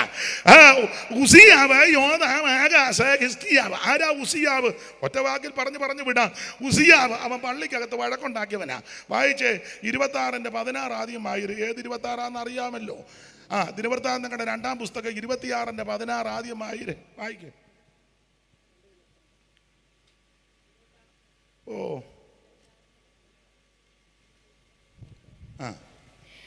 ഉസിയാവിന് പടയാളികളുടെ ഒരു സൈന്യം. 26:16 എന്നാൽ അവൻ ബാലനായപ്പോൾ. ബാലനല്ല കൊച്ചേ, ബലവാന്. ബാലനൊക്കെ ചത്തു, പെരുമ്പാവൂരായിരുന്നു. ഇത് വായിര്. എന്നാൽ അവൻ പേടിക്കും, ഒന്നും വേണ്ടൊക്കെ തെറ്റിച്ചാൽ ഞാൻ അറിയാവുന്നതാണെന്ന് ഞാൻ തിരുത്തിക്കോളാം. എന്നാലും നിങ്ങൾ 3 പേരും ധൈര്യത്തോടെ മുമ്പോട്ട് വന്ന് വായിച്ചതിന് നന്ദി. ദൈവം നിങ്ങളെ അനുഗ്രഹിക്കട്ടെ. ഇപ്പം മറ്റേ സഹോദരിമാർ ഇതാ ഞങ്ങൾ മുന്നോട്ട് പോകാഞ്ഞ്. അയാളുടെ തൊഴിലിതാന്നല്ല, തെറ്റിയപ്പോൾ വന്ന് തിരുത്തിയെന്നേ ഉള്ളു. വായിച്ചു, ഒരു കുഴപ്പമില്ല. ദൈവത്തിനും നിങ്ങൾ വായിര്. കാരണം നിങ്ങൾക്ക് അനുഗ്രഹം ഇന്നുണ്ട്. വെളിപ്പാട് 1:3 വായിച്ചേ ചെയ്ത് വായിക്കാം. അന്നേരം നിങ്ങൾക്കൊരു ധൈര്യമാകട്ടെ. വെളിപ്പാട് 1:3 പെട്ടെന്ന് വായിച്ചു. വായിക്കുന്ന നിങ്ങൾക്ക് ഒരു ബലം വരണ്ടായോ? വെളിപ്പാട് 1:3. ഈ പ്രവചനത്തിന്റെ വാക്കുകളെ വായിച്ച് കേൾപ്പിക്കുന്നവനും കേൾക്കുന്നവരും അതിൽ എഴുതിയിരിക്കുന്നവർ പ്രമാണിക്കുന്നവരും ഭാഗ്യവാന്മാർ. നിങ്ങൾക്ക് 3 പേർക്കും ഇന്ന് ഭാഗ്യമുണ്ട്. വായിച്ച് കേൾപ്പിക്കുക. അതാ നിങ്ങൾക്ക് 3 ഭാഗ്യമാ. കുറെ എണ്ണം എഴുന്നേറ്റായിരുന്നല്ലോ. ഇവർക്ക് ഇന്ന് ഭാഗ്യം ഇരിക്കട്ടെ. നാളെ നിങ്ങൾക്ക് ഭാഗ്യം ഉണ്ടാകട്ടെ എന്ന് ഞാൻ അങ്ങ് പ്രാർത്ഥിക്കുക. അപ്പോൾ ഇനി വായിച്ചേ 16-ാം വാക്യം. എന്നാൽ അവൻ ബലവാനായപ്പോൾ അവന്റെ ഹൃദയം അവന്റെ നാശത്തിന് നിഗളിച്ചു. അടുത്തത് അവൻ തന്റെ ദൈവമായ യഹോവയോട് കുറ്റം ചെയ്തു. അപ്പൊ ഇത് ഉസിയാവിനെ പറ്റി പറയുക. ഇവൻ ബലവാനായപ്പോൾ അവന്റെ ഹൃദയം അവന്റെ നാശത്തിന് നിഗളിച്ചു. ഏറ്റവും വലിയ പാപമാ നിഗളം. 7-ാം കൽപ്പന ലംഘിച്ച ദാവീദിനോട് പോലും ദൈവം ക്ഷമിച്ചു. പക്ഷേ നിഗളിച്ച പിശാചിനോട് ഒരു ദാക്ഷിണ്യവുമില്ലായിരുന്നു. വെട്ടിയവനെ താഴെ ഇടുക. അതുകൊണ്ട് നിഗളിക്കരുത്. നിഗളികളോട് ദൈവം എതിർത്തു നിൽക്കുന്ന താഴ്മയുള്ളവർക്കോ ദൈവം തന്റെ കൃപ കൊടുക്കും. Praise the Lord. നിഗളിച്ചിട്ട് പിശാചിന് വന്ന കണിയിലും അകപ്പെട്ടു പോകരുത്. അപ്പോൾ ഇവന്റെ ഹൃദയം നാശത്തിനായിട്ട് നിഗളിച്ചു. പിന്നെ ഇവൻ തന്റെ ദൈവമായ യഹോവയോട് കുറ്റം ചെയ്തു. ചുരുക്കി പറഞ്ഞ ഇവൻ ധൂപപീഠത്തിന്മേൽ ചെന്ന് ധൂപം കാട്ടാൻ ഒരുങ്ങി. അപ്പോൾ പുരോഹിതൻ പറഞ്ഞു, ഉസിയാവേ, ഇത് പുരോഹിതന്മാരുടെ ശുശ്രൂഷയാ, നീ ചെയ്യരുത്. ഉടനെയും പറഞ്ഞത്, പാസ്റ്റർ അല്ല തീരുമാനിക്കുന്നത് ഈ സഭയിൽ ആരെ ഇരുത്തണം, എത്ര നാൾ ഇരിക്കണം, എങ്ങനെ ശുശ്രൂഷ. ഞാനാ ചിന്തിക്കുന്നത്, ഞാനായത് പണിതത്. എങ്ങനെയുണ്ട്? ഞാനായത് എൻ്റെ ഗ്രാൻഡ് ഫാദർ ആകുന്നതിൻ്റെ സ്റ്റാർട്ടിങ് മുതൽ എന്ന് പറഞ്ഞാൽ 500-ന്റെ മോട്ടറല്ലേ ഇഞ്ചൻ സ്റ്റാർട്ടിങ്. ഞാനാ തീരുമാനം. എനിക്ക് പദവിയില്ലേ, പൊസിഷനില്ലേ, കാശില്ലേ, പടയാളിയില്ലേ, പിന്നെ എനിക്കെന്നാ? അപ്പം പുരോഹിതൻ പറഞ്ഞു, അങ്ങനല്ല, ഇത് ശുശ്രൂഷയാ, ഇത് പുരോഹിതന്മാർ ശുശ്രൂഷിക്കണം. നോക്കുകയല്ല. തർക്കമായി ബഹളമായി ഇവനകത്ത് കയറി പ്രശ്നമാക്കി. 19 വായിച്ചേ, 19 എല്ലാം വായിക്കാൻ നേരമില്ല. 19 ധൂപം കാട്ടുവാൻ കയ്യിൽ ധൂപകലശം പിടിച്ചിരിക്കെ ഉസ്സിയാവ് കോപിച്ചു എന്ന് പറഞ്ഞ ഒറ്റ വാക്യം പറഞ്ഞ പള്ളിക്കകത്ത് വെച്ച് വഴക്കുണ്ടാക്കി. അവന്റെ കാലത്തായ യെശയ്യാവ് ശുശ്രൂഷിക്കുന്നത്. പള്ളിക്കകത്ത് കിടന്ന് വഴക്കുണ്ടാക്കുന്നവൻ ഉള്ള സഭയിൽ ശുശ്രൂഷിക്കുന്ന എന്ത് ബുദ്ധിമുട്ടാ ഇല്ലേ? നമ്മളെ ഞായറാഴ്ച വരുമ്പോൾ അവൻ നിൽക്കുക, കൊടുവാളുമായിട്ട് മുണ്ടും മടക്കി കുത്തി ഷർട്ടും തെറുത്ത് വെച്ച് നിൽക്കുക. രണ്ടിലൊന്നറിയാതെ ഇന്ന് തുടങ്ങിക്കുകയല്ലെന്ന്. നീ ഇരിക്കുന്ന സഭയിൽ ഏതേലും പൂഞ്ഞാൻ വരുവോ? അന്ന് വെച്ച് പെമ്പളെ നീ കൂടെ പ്രാർത്ഥിക്കുക, അപ്പായിരങ്ങൾ നശിക്കുന്നു. അതിന് നിനക്കെന്നാ? ഉമാപാട്ടി മോങ്ങും പോലെ മോങ്ങിയായിട്ടൊന്നും കാര്യമില്ല. എന്നാ കുഞ്ഞുമാൻചാനൊരു സങ്കടം ഉള്ള കാര്യമായി പറയുന്നത്. ഇപ്പം പള്ളിക്കകത്ത് കിടന്ന് വഴക്കുണ്ടാക്കുന്നവനാ ഉസിയാവ്. ധൂപകലശം കൈ പിടിച്ചോണ്ടാ, ബൈബിളും കൈ പിടിച്ചോണ്ട് കക്ഷത്ത് വെച്ചോണ്ട്. പിന്നെ ചിലര് മര്യാദക്കാരാ, പെമ്പളയുടെ നീ ഇതുമായിട്ട് അങ്ങോട്ട് പോകും, ഞാൻ 2 കാര്യം പറഞ്ഞേച്ച്. അവന് ഇച്ചിരൂടെ മര്യാദയുണ്ട്. പണ്ടൊരാൾ പറഞ്ഞു എന്നോട്, ബഹളോടൊക്കെ ഞാൻ ബൈബിളെടുത്ത് എറിഞ്ഞാൽ ഒറ്റ ഏറ്. പുള്ളി നോക്കിയിട്ട് വേറെ കനമുള്ളതൊന്നും കിട്ടുന്നില്ല. അതാ നടന്ന കാര്യം. എവിടാന്നൊന്നും ഇപ്പൊ ചോദിക്കരുത്. ഭാഷയും വേറെയാ, അതിപ്പോ പറയാനൊന്നും ഒക്കത്തില്ല. ഭാഷയും വേറെയാ. അവസാനം പുള്ളി പോയത് എങ്ങനെയാന്നിപ്പം വിസ്തരിക്കാൻ ഒക്കത്തില്ല. നീ ഇത് കളിക്കുന്ന സൂക്ഷിച്ച് വേണം. സഭയ്ക്കകത്ത് വഴക്കുണ്ടാക്കരുത്, സഭയ്ക്കകത്ത് നീ പ്രശ്നമുണ്ടാക്കരുത്, സഭയ്ക്കകത്ത് നീ കിടന്ന് ഉടക്കുണ്ടാക്കരുത്. സഭായോഗം നടക്കുമ്പോൾ ആവശ്യമില്ലാത്തൊരു കാര്യം, ആയുധത്തിന്റെ ശബ്ദം ഇതിനകത്ത് കേൾക്കരുത്. വെട്ടുകുടി വെച്ച് തന്നെ കുറവ് തീർത്ത കല്ലുകൊണ്ട് വേണം ഇത് പണിതുകൊണ്ടിരിക്കാൻ. ഇതിനകത്ത് വേറെ ശബ്ദം, ഈർച്ചവാളിന്റെ ശബ്ദം. അങ്ങനെ ആയിരിക്കും ഈർച്ചവാളിന്റെ ശബ്ദം. പ്രാർത്ഥിച്ചു സഭായം തുടങ്ങിയാൽ ആശീർവാദം വരെ ആ നടത്തിപ്പിലായിരിക്കണം. അല്ല അതിനിടയ്ക്ക് കിന്നാരം പറയാനും എഴുന്നേറ്റ് നിന്ന് ഡയലോഗ് അടിക്കാനും സാക്ഷ്യത്തിനൊരു കുത്തുകുത്താനും മറ്റവരുടനെ അവനെ കൊള്ളിച്ചൊരു പാട്ട് പാടും. ഇതൊന്നുമല്ല ആരാധന. ആരോട് പറയാനാ? ഇപ്പം നിങ്ങൾ ചൊല്ലി പറഞ്ഞാ ഇതാ ഇയാളെ വിളിക്കാത്തെന്ന്. എന്നെ വിളിച്ചാൽ ഇങ്ങനെയൊക്കെ ഒക്കുള്ളൂ. നിന്നെ കനപ്പിക്കുന്നവരുണ്ടെ അവരെ വിളിച്ചോ. എനിക്ക് അവിടെ ചെന്ന് കണക്ക് കൊടുക്കണം. അതുകൊണ്ടാണ് ഇതൊക്കെ ഇങ്ങനെ പറയുന്നത്. ദൈവത്തിന് മഹത്വം. അപ്പോൾ ഒരു കാര്യം പറയാ, പള്ളിക്കകത്ത് കിടന്ന് വഴക്കുണ്ടാക്കുന്നവനാ ഉസിയാവ്. അവന്റെ കാലത്തായി യെശയ്യാവ് പ്രസംഗിച്ചത്, ശുശ്രൂഷിച്ചത്. ഇത് ബുദ്ധിമുട്ടാ. എന്നോടൊരു പാസ്റ്റർ പറഞ്ഞു, ബാബുക്കുട്ടി പറഞ്ഞു, അനീഷേ ശനിയാഴ്ച ആകുമ്പോൾ ഇതിലെ ഒരു തീയാ. ഞാൻ ചോദിച്ചു ആത്മാവിലാന്ന്. ഓ അല്ല അല്ല അല്ല, ഞായറാഴ്ച ആകുമ്പോൾ എന്തോ കോടാലി ഒപ്പിച്ചോണ്ടായി അവനല്ല. പുള്ളി ഒരു ഭാഷ പറഞ്ഞു, അതൊന്നും പൊതുവെ പറയാനൊക്കത്തില്ല. എന്നോട് പറഞ്ഞത്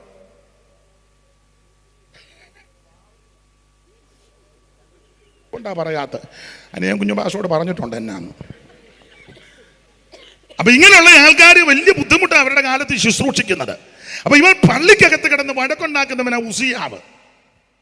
ഒരു തന്നെ അവനൊരു മകനുണ്ടായിരുന്നു യോധ. വായിച്ച 27:1.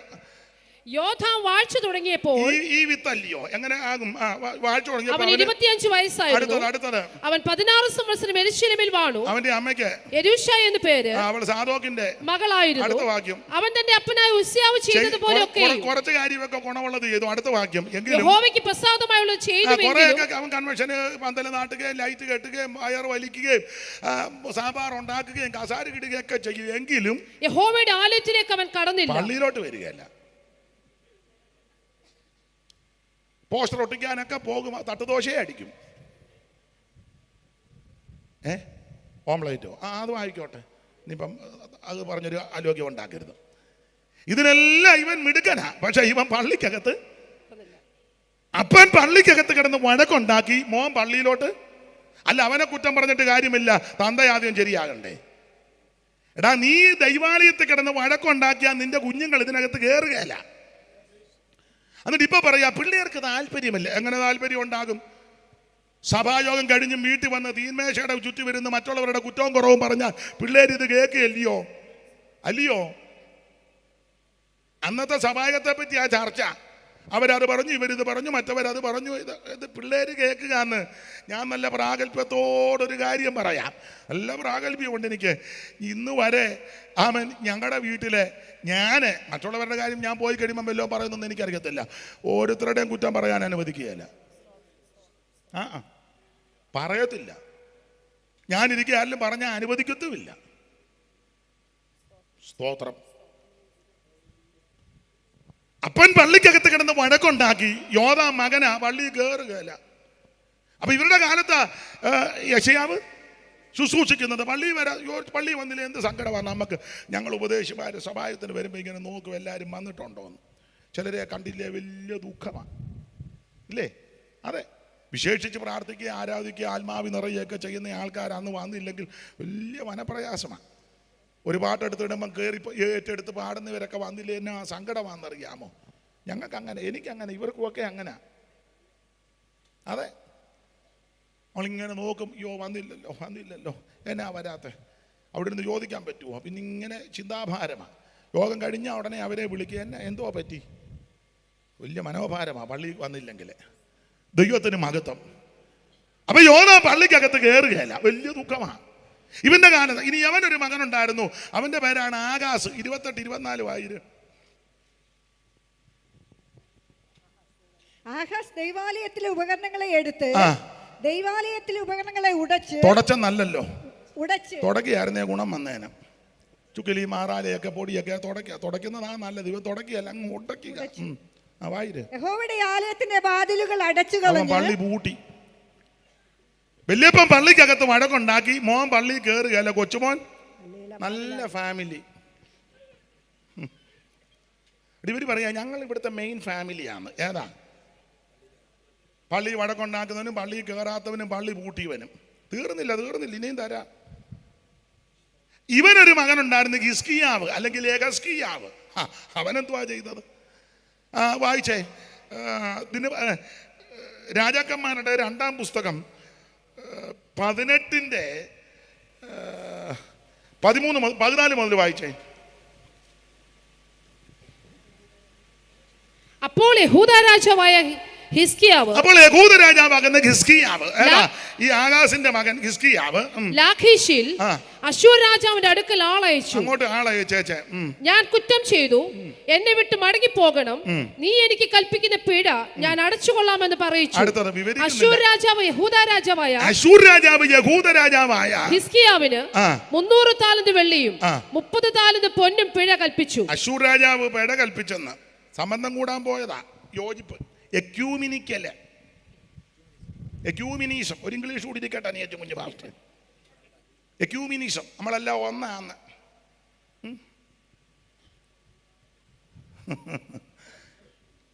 പുള്ളി ഉടനെ 300 പിഴ. അടുത്ത് വായിക്കും. ഹിസ്കിയാവ് യഹോവയുടെ ആലയത്തിലും രാജധാനിയിലെ ഭണ്ഡാരത്തിലും കണ്ട വെള്ളിയൊക്കെയും കൊടുത്തു. എങ്ങനുണ്ട്? മറ്റവൻ പിഴ ഇട്ടപ്പം കോടതി കേസാ. പിഴ ഇട്ടപ്പം ഇവന് പിഴ കൊടുത്തു സ്വോത്ര കാഴ്ച പാത്രത്തിൽ നിന്ന്. വക്കീല് കുഞ്ഞുഞ്ഞിനും അഡ്വക്കേറ്റ് സാങ്കുട്ടിക്കും ഒന്നും മനസ്സിലാകുന്നില്ലല്ലോ. പിഴ കൊടുത്തു. അടുത്തതൂടെ വായിരിക്കെ ചൊവ്വനെ കേൾക്കട്ടല്ലാരും. ആ കാലത്ത് യഹൂദ രാജാവായ ഹിസ്കിയാവ്, യഹോവയുടെ മന്ദിരത്തിന്റെ വാതിലുകളിലും കട്ടിളകളിലും താൻ പൊതിഞ്ഞിരുന്ന പൊന്ന് പറിച്ചെടുത്ത് അശ്ശൂർ രാജാവിന് കൊടുത്തയച്ചു. എങ്ങനുണ്ട്? നിങ്ങൾ ഓർഡർ ചിന്തിക്കണം. വല്യപ്പൻ പള്ളിക്കകത്ത് വഴക്കുണ്ടാക്കി. മോൻ പള്ളിയിലോട്ട് കയറുന്നില്ല. കൊച്ചുമോൻ പള്ളി പൂട്ടി. കൊച്ചുമോന്റെ മകൻ പള്ളിയിലെല്ലാം വെച്ചിരുന്നത് പറിച്ചെടുത്ത് കൊടുക്കുകയും ചെയ്തു. നല്ല ഫാമിലി. തീർന്നില്ല, ഇനിയും തരാം. അയ്യോ, പുള്ളിക്ക് ഒരു മകനെ, അയ്യോ അവന്റെ പേര് തന്നെ ഏടാ, ഹിസ്കിയാവിനൊരു മോനുണ്ടായിരുന്നു. എന്തുവാ? മനേഷെ. ഒരു നല്ല സുഖമല്ല പേര്. 21 വായിച്ച 21-1. മനശ്ശെ വാഴ്ച തുടങ്ങിയപ്പോൾ, മനേഷെ നല്ല വാഴ്ച തുടങ്ങിയപ്പോൾ അവന് 12 വയസ്സായിരുന്നു. ഒത്തിരി പ്രായം. 12. അവൻ 55 സംവത്സരം യെരൂശലേമിൽ വാണു. നന്നായിട്ടങ്ങ് വാണു. നന്നായിട്ട് വാണു. എല്ലാം വിവരിക്കാൻ നേരമല്ല. വാണത് എങ്ങനെയാണെന്നറിയാമോ? ഇനി അതിൻ്റെ 21-ന്റെ 7-ാം വാക്യം വായിച്ചേ. ഈ ആലയത്തിലും യെരൂശലേമിന്റെ ഇസ്രായേലിന്റെ സകല ഗോത്രങ്ങളിൽ നിന്ന് താൻ തിരഞ്ഞെടുത്തുന്ന യെരൂശലേമിലും ഞാൻ ഒരു പമ്മല് എന്റെ ഈ ആലയത്തിലും ഇസ്രായേലിന്റെ സകല ഗോത്രങ്ങളിൽ നിന്നും ഞാൻ തിരഞ്ഞെടുത്തിരിക്കുന്ന യെരൂശലേമിലും ഞാൻ എന്റെ നാമം എന്നേക്കും സ്ഥാപിക്കുമെന്ന് യഹോവ ദാവീദിനോടും അവന്റെ മകനായ ശലോമോനോടും അരുളി ചെയ്ത ആലയത്തിൽ താൻ ഉണ്ടാക്കിയ അശേര പ്രതിഷ്ഠ അവൻ പ്രതിഷ്ഠിച്ചു. എങ്ങനുണ്ട്? ഇവൻ പള്ളിക്കകത്ത് കൊണ്ടുവന്ന് അശേരെ പ്രതിഷ്ഠിച്ചു. 5 തലമുറയുടെ കാര്യമാ പറഞ്ഞത്. 1-ാം തലമുറ പള്ളിക്കകത്ത് വഴക്കുണ്ടാക്കി, 2-ാം തലമുറ പള്ളി കയറത്തില്ല, 3-ാം തലമുറ പള്ളി പൂട്ടി, 4-ാം തലമുറ പള്ളിയിലിരുന്നതെല്ലാം പറിച്ചെടുത്ത് ശത്രുവിന് കൊടുത്തു, 5-ാം തലമുറ പള്ളിക്കകത്ത് അശേരയെ കൊണ്ട് പ്രതിഷ്ഠിച്ചു. അല്ല, ആത്മീക ലോകത്തും ഇതൊക്കെ ഇപ്പം നടക്കുന്നത്. ഇപ്പം കൺവെൻഷൻ ആയതുകൊണ്ട് ഞാനൊന്നും പറയുന്നില്ല, ഞാൻ അങ്ങ് അടങ്ങുക. ദൈവത്തിന് മഹത്വം. ഇങ്ങനെയുള്ളവരുടെ കാലത്താ യെശയ്യാവ് ശുശ്രൂഷിക്കുന്നത്. ഉസിയാവും യോദാമും ആകാശും ഹിസ്കിയാവും ഒക്കെ ഇങ്ങനെയുള്ള ആൾക്കാരുടെ കാലത്ത് യെശയ്യാവ് ശുശ്രൂഷിക്കുന്നു. ഞാനൊരു കാര്യം പറയാ, ഇങ്ങനെയുള്ളവരുടെ കാലത്ത് ശുശ്രൂഷിക്കാൻ എങ്ങനെ ശുശ്രൂഷിച്ചു, അല്ലെങ്കിൽ ശുശ്രൂഷ ഏതാണ്ട് 50 കൊല്ലത്തോളം യെശയ്യാവ് ശുശ്രൂഷ ചെയ്തു. ഈ 50 കൊല്ലം ഈ കെടികെട്ടിയവന്മാരുടെ കാലത്ത് യെശയ്യാവ് ശുശ്രൂഷിക്കാൻ കാരണം എന്നാണെന്നറിയാമോ? ഒറ്റ വാക്കി പറയാൻ ഞാൻ തുടക്കത്തിൽ പറഞ്ഞു, യെശയ്യാവ് യേശു ക്രിസ്തുവിനെ കണ്ടു. അതുകൊണ്ടാ യേശു ക്രിസ്തുവിനെ യെശയ്യാവ് കണ്ട. ഒരു വാക്യം വായിച്ചോ തെളിവിന്. യോഹന്നാന്റെ സുവിശേഷം 12-ാം അധ്യായത്തിന്റെ 40 മുതൽ വായിച്ചേ. 40 മുതൽ വായിര്. അവൻ കണ്ണുകൊണ്ട് കാണുകയോ, അതായത് യെശയ്യാ പ്രവചനത്തിൽ ഒരു വാക്യം കോട്ട് ചെയ്ത് പറയുകയാ യോഹന്നാൻ. അവർ കണ്ണുകൊണ്ട് കാണുകയോ ഹൃദയം കൊണ്ട് ഗ്രഹിക്കുകയോ മനം തിരിയുകയോ താൻ അവരെ സൗഖ്യമാക്കുകയോ ചെയ്യാതിരിക്കേണ്ടതിന് അവരുടെ കണ്ണവൻ കുരുടാക്കി. അടുത്തത് ഹൃദയം തടിപ്പിച്ചിരിക്കുന്നു. യെശയ്യാവ് അവന്റെ തേജസ് കണ്ട് മതി. ഇന്ന് രാത്രി ഓർപ്പിക്കട്ടെ, യെശയ്യാവ് ഈ വമ്പൻ രാജാക്കന്മാരുടെ കാലത്ത് പള്ളി പൂട്ടുന്നവനും പള്ളിക്കകത്ത് കയറാത്തവനും പള്ളിയുടെ സാധനം വിൽക്കുന്നവനും പള്ളിക്കകത്ത് ബഹളം ഉണ്ടാക്കുന്നവന്റെ എല്ലാം കാലത്ത് യെശയ്യാവ് ശുശ്രൂഷിക്കാൻ കാര്യം ഒറ്റ വാക്കി പറയാ, യെശയ്യാവ് യേശു ക്രിസ്തുവിനെ കണ്ടു. ഇന്ന് രാത്രി ഈ പന്തലി വന്ന സകല ആൾക്കാർ യേശുവിനെ കണ്ടേച്ചു പോകണം. യേശു ക്രിസ്തുവിനെ കാണണം. അതിനെ കാണാൻ കൊള്ളാവുന്നവനാ യേശുവിനെ കണ്ടിട്ട് ആർക്കും 5-ാം പനി വന്നില്ല. യേശുവിനെ കണ്ടപ്പോൾ പനി പോകുക ചെയ്തത്. ആരേലും പറഞ്ഞു കേട്ടുണ്ടോ? എൻ്റെ കൊച്ചമ്മയെ ഞാൻ ഒറ്റയ്ക്ക് പോയപ്പം യേശുവിനെ കണ്ട് പനിച്ചു. എന്നാൽ വേറെ ചിലരെയൊക്കെ കണ്ടാൽ മിക്കവാറും പനി പിടിക്കാൻ. പിന്നെ എന്നാൽ യേശുവിനെ കണ്ട് ഇന്ന് വരെ ആർക്കും പനി പിടിച്ചിട്ടില്ല. യേശു പനിയുള്ളത് അള്ളടരൊക്കെ ചെന്ന് പനി ശാസിച്ചപ്പം പനി വിട്ടുമാറിയെന്നാ. ദൈവത്തിന് മഹത്വം. അതാ യേശുവിൻ്റെ മഹത്വം. അതെന്നെ കാണാൻ കൊള്ളാവുന്നവനാ യേശു. അതിനാ 1 തല, 2 കൈ, 2 കാല്, 1 മൂക്ക്, ഇതൊക്കെ അതിൻ്റെ യോഗ്യത ഇല്ലയോ? വായിര് 5-10, ഉത്തമഗീതം 5-10. അലങ്കാര ഭാഷയിൽ ഉപമകൾ ഉപമാനവും ഉപമയത്തമായിട്ടാണ് കൊടുത്തിരിക്കുന്നത്. വായിച്ചു 5-10. എന്റെ പ്രിയൻ അവരെല്ലാം പെണ്ണുങ്ങളെല്ലാം കൂടെ ചോദിച്ചു, നീ ആരെ പറ്റി അടി പറയുന്നത്? അവൾ പറഞ്ഞു, എന്നെ രക്ഷിച്ചു എൻ്റെ പ്രാണപ്രിയന്. എന്തോ അടി വിശേഷത? അയ്യോ, എൻ്റെ കൊച്ചമ്മ മുഴുവൻ വിശേഷതയാ. അപ്പൊ ചോദിച്ചു എന്തൊക്കെയാ? എന്താ പറഞ്ഞു? എന്റെ പ്രിയനോ വെണ്മയും ചുവപ്പുമുള്ളവൻ 10,000 പേരിൽ അതിശ്രേഷ്ഠൻ തന്നെ. പിന്നെ അവന്റെ ശിരസ് അതിവിശേഷമായ തങ്കം. ശിരസുകളെന്നല്ല, ശിരസെന്ന. ശിരസ് എന്തിനാ ഒത്തിരി തല? നല്ല തലയാന്നേ ഒന്ന് മതി, പോരെ? വായിര്. അവന്റെ കുറുനിരകൾ ചുരുണ്ടും. നല്ല. പിന്നെ വായിച്ചു. കാക്കയെ പോലെ കറുത്തുമിരിക്കുന്നു. അല്ലാതെ ഇത് മുരിങ്ങക്കോല് പരുവത്തിന് കിടക്കുകയല്ല. അവന്റെ കണ്ണ് നീർത്തോടുകളുടെ അരികത്തുള്ള പ്രാവുകൾക്ക് തുല്യം. നല്ലോരിൽ സുന്ദരി നിന്റെ പ്രിയനെന്തു വിശേഷതയുള്ളൂ.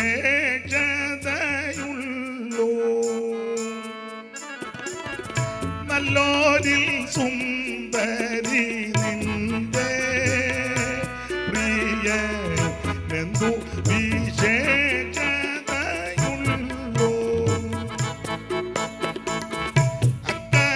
അക്കരിങ്കാക്കയെ നോക്ക്, അതിൽ എന്നേശുവിൻ മുടിയുണ്ട്.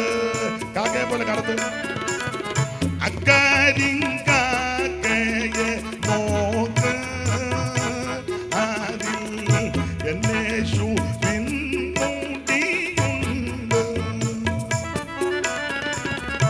നല്ലോരിൽ സുന്ദരി നിന്റെ പ്രിയ എന്തു വിശേഷതയുള്ളൂ. അപ്പൊ ശ്രദ്ധിക്കുക, യേശുക്രിസ്തുവിന്റെ അങ്ങപ്രത്യംഗ വർണ്ണന 5:10 മുതൽ ഇതുപോലെ സേട്ടനും യോഗ്യനും ഉന്നതനും മഹിമയുള്ള മഹത്വമുള്ള വേറൊരുത്തൻ ഇല്ല. TKS പാടിയ പാട്ടറിയാമല്ലോ, അവനൊപ്പം പറയാൻ ഒരാളുമില്ല, അവനെ പോലെ ആരാധ്യൻ ദൈവത്തിന് മഹത്വം. വേറൊരു പാട്ടും TKS ഇവിടെ എലന്തൂര് TKS എന്തോ നല്ല പാട്ടുകളാ. ദൈവത്തിന് മഹത്വം. ഉന്നതദേവ നന്ദനൻ ഉലകിൽ ഇതുപോലെ ശ്രേഷ്ഠൻ വേറെ ആരുമില്ല. കലുഷത ലേശം കാണുന്നില്ല. ഇതുപോലെ ശ്രേഷ്ഠനായ ഒരുവൻ ഉലകത്തിൽ വന്നിട്ടില്ല, വരുത്തുമില്ല. യേശുക്രിസ്തുവിനോട് തുലനപ്പെടുത്താൻ ആരുമില്ല. കർത്താവിനോട് ചിലര് എല്ലാവരുടെയും കൂടെ യേശുവിനെയും എടുത്ത് വെച്ചിരിക്കുക. അങ്ങനൊന്നും വെക്കരുത്. എല്ലാവരുടെയും കൂടെ ഉള്ള ആളല്ല യേശു. അവിടത്തേക്ക് തുല്യൻ ആരുമില്ല. സമനായിട്ടും എനിക്ക് ഒത്തിരി കാര്യം പറഞ്ഞ എങ്ങനെയൊക്കെയാ അവനോട് തുല്യൻ? വാക്യങ്ങൾ എടുപ്പിക്കാൻ നേരമില്ല. ഇതുപോലെ ക്ഷമിക്കുന്ന വേറൊരാളില്ല. ഇതുപോലെ ക്ഷമിക്കുന്ന വേറെ എന്തെല്ലാം കൊന്ത്രാക്കൊള്ളി ഒപ്പിച്ചായി വന്ന് കുത്തിയിരിക്കുന്നേ. എന്നിട്ടും ഇന്ന് രാത്രി ഇരുന്ന് ശ്വാസം വിടുകയല്ലയോ, എടുക്കുകയും വിടുകയല്ലയോ? ഒന്നും അറിയാൻ മേല ഇല്ലേ? ഇതുപോലെ ക്ഷമിക്കുന്ന വേറെ ആരുണ്ട്? ദൈവത്തിന് മഹത്വം. ഇതുപോലെ സ്നേഹമുള്ള വേറെ ആരുണ്ട്? ഇല്ലേ? ആരുണ്ട് വേറെ? ഭർത്താവിന് ഇത്രയും സ്നേഹമുണ്ടോ? ഭാര്യയ്ക്ക് ഇത്രയും സ്നേഹമുണ്ടോ? പിള്ളേരൊക്കെ അമ്മയിരിക്കുന്നത് കണ്ണടയാനാ വസ്തു വിറ്റേച്ച് അവർ പോകാനിരിക്കുക. നീ ഓർക്കുന്ന കൊച്ചുങ്ങൾക്ക് നിന്നോട് വലിയ ഡാഡി, പിന്നെ ഡാഡി ദാടി. നീ ഊർത്തശ്വാസം വലിക്കുമ്പോഴേ കൊച്ചുങ്ങൾ വെണ്ടർ കുഞ്ഞുഞ്ഞിനെ വിളിക്കും. നിങ്ങളോർക്കെല്ലാം നല്ല താല്പര്യം ഉണ്ടെന്നും പറഞ്ഞിരിക്കുകയാണോ? അല്ല, ചേലായി. ഇതുപോലെ സ്നേഹിക്കുന്ന വേറെ ആരുണ്ട്? അഴമരായ്വതിൻ അരറിവോ ആയിരം നാവുണ്ടെന്നാലും ഞാനിതു ചൊൽപ്പതിനാമോ ഏതുമൊരം ചെപ്പുരച്ചിടുവാൻ പരിതിലാർക്കെണ്ണുതോ ഏതും ഒരം ചെപ്പുരച്ചിടുവാൻ പരിതിലാർക്കെണ്ണുതോ സ്നേഹമിതാൽചര്യമേ ഓ അതിശയമേ, ഓ അതിശയം. ഷോണിതാലേ ഞാനെന്നും പാടുമേ ഈ ദിവ്യ സ്നേഹത്തെ. ഷോണിതാലേ ഞാനെന്നും പാടുമേ ഈ ദിവ്യ ദൈവ കുഞ്ഞാടെ നിൻ സ്നേഹരസം എന്നകമേ വഴിഞ്ഞോട ഉന്നതനെ സ്തുതി ചെയ്യുവാൻ മണ്ണിലൻ മേലെയും തീർത്തിടുവാൻ എന്നെ ഒരുക്കണമേ.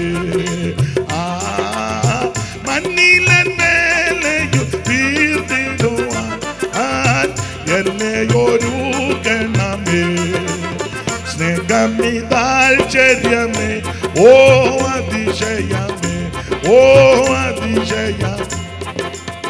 ഷോണിതാലേ ഞാനെന്നും പാടുമേ ഈ ദിവ്യ സ്നേഹത്തെ. ഷോണിതാലേ ഞാനെന്നും. കരമുയർത്തി ദൈവത്തെ മഹത്വപ്പെടുത്തേ. ഞാൻ ഇപ്പോൾ 9 എന്തോ ചെയ്യുന്നു. ഞാൻ പ്രസംഗത്തിൻ്റെ ഒരു ഭാഗം പോലും ആയില്ല.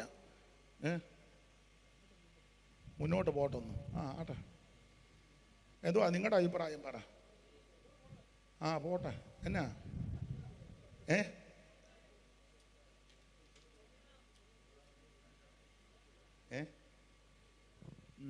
ഇച്ചിരൂടെ എടുക്കാമെന്നോ? എന്നാ KT വർഗീസ് മാസ്റ്റർ 2 കഴിവാ കാണിക്കുന്നത് പോക്കോട്ടെന്ന്. ആട്ടെ, കാരണം പിന്നെ പറയരുത് അയാളുടെ തൊഴിൽ അങ്ങനെ അയാൾ നേരത്തും കാലത്തും ഒന്നും നിർത്തുന്നവനല്ല എന്ന് പറയരുത്. അതിനായി ചോദിക്കുന്നത് പ്രതിപക്ഷ ബഹുമാനം വേണം, അതിനായി ചോദിക്കുന്നത്. അപ്പൊ ശ്രദ്ധിക്കുക, ചില കാര്യം കൂടെ പറയാം.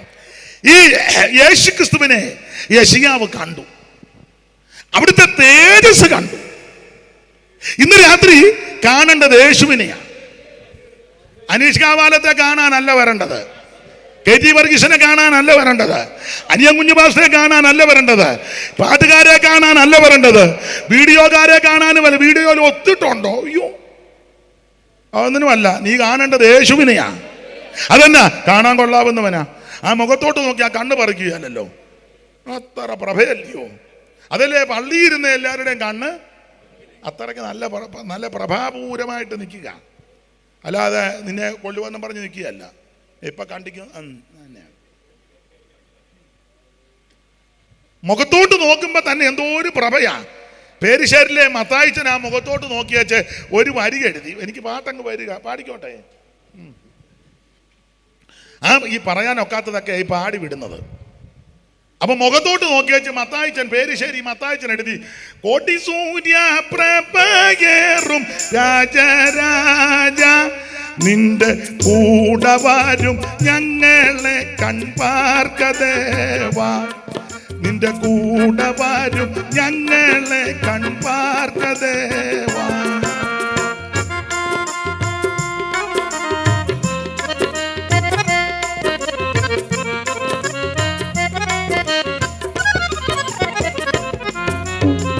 കോട്ടി സൂര്യപ്രഭയേറും രാജരാജ നിന്റെ കൂടെ വരും ഞങ്ങളെ കൺപാർക്കദേവാ, നിന്റെ കൂടെ വരും ഞങ്ങളെ കൺപാർക്കദേവാ. അപ്പൊ ശ്രദ്ധിക്കുക, ചെങ്ങന്നൂര് പേരിശ്ശേരിലെ മത്തായിച്ചനെ ആ മുഖത്തോട്ട് നോക്കിയപ്പോ കാണുക കോടി സൂര്യപ്രഭ.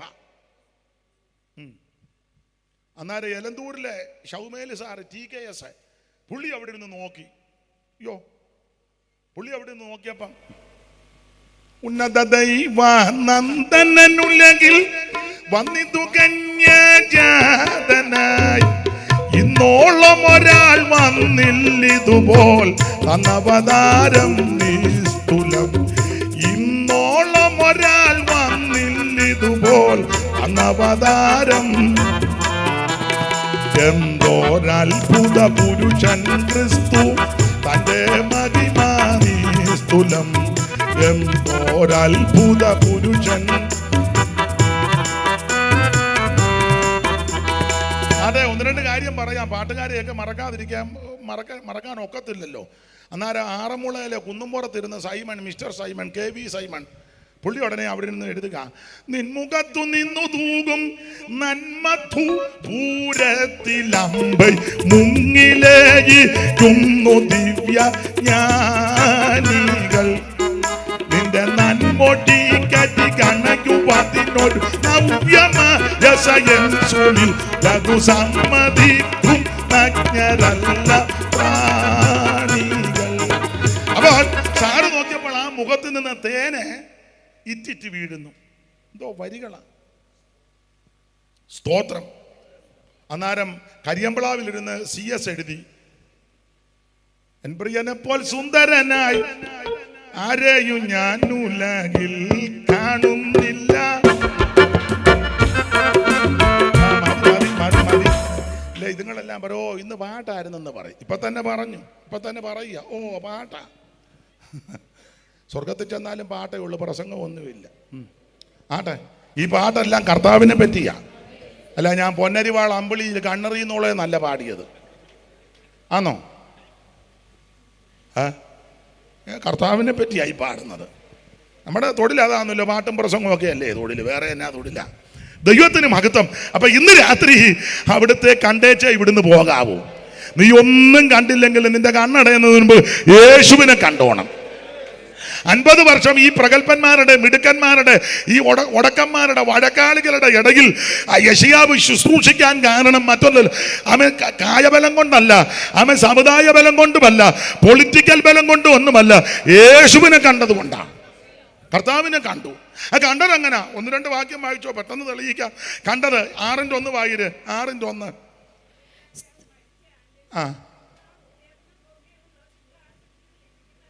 ഇനി ഒന്ന് മൈക്കിൽ കൂടെ വായിപ്പിച്ചോട്ടെ.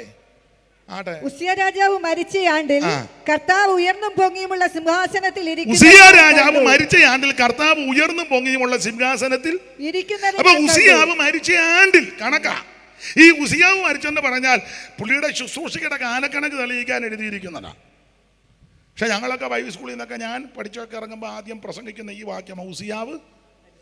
ബൈബിൾ സ്കൂളിൽ നിന്നൊക്കെ ഞങ്ങളെ ഈ 2 പേരെ വിടുമ്പോൾ ഇതുപോലത്തെ സീനിയർ പാസ്റ്റർമാർ പറയും ബൈബിൾ സ്കൂളിൽ നിന്ന് 2 പിള്ളേർ വന്നിട്ടുണ്ട്, അതിലാരാന്ന് വെച്ചാൽ ഒരാൾ മുമ്പോട്ട് വന്ന് അല്പസമയം, അന്നേരം മിക്കപ്പോഴും ഈ വാക്യം യെശയ്യാവ് 6 എന്നിട്ട് പറയും നിൻ്റെ ജീവിതത്തിൻ്റെ ഉസിയാവ് മരിക്കണം. ഈ പാവം പിടിച്ച അമ്മമാർ ഗ്ലോറി അപ്പോൾ ഞങ്ങൾ ഓർക്ക് കേൾക്കുന്നുണ്ടെന്ന്. അമ്മ ഇതൊന്നും അറിയാൻ അങ്ങ് പറയുന്നത് അതെല്ലാം ഗുണമായി കേട്ടോ.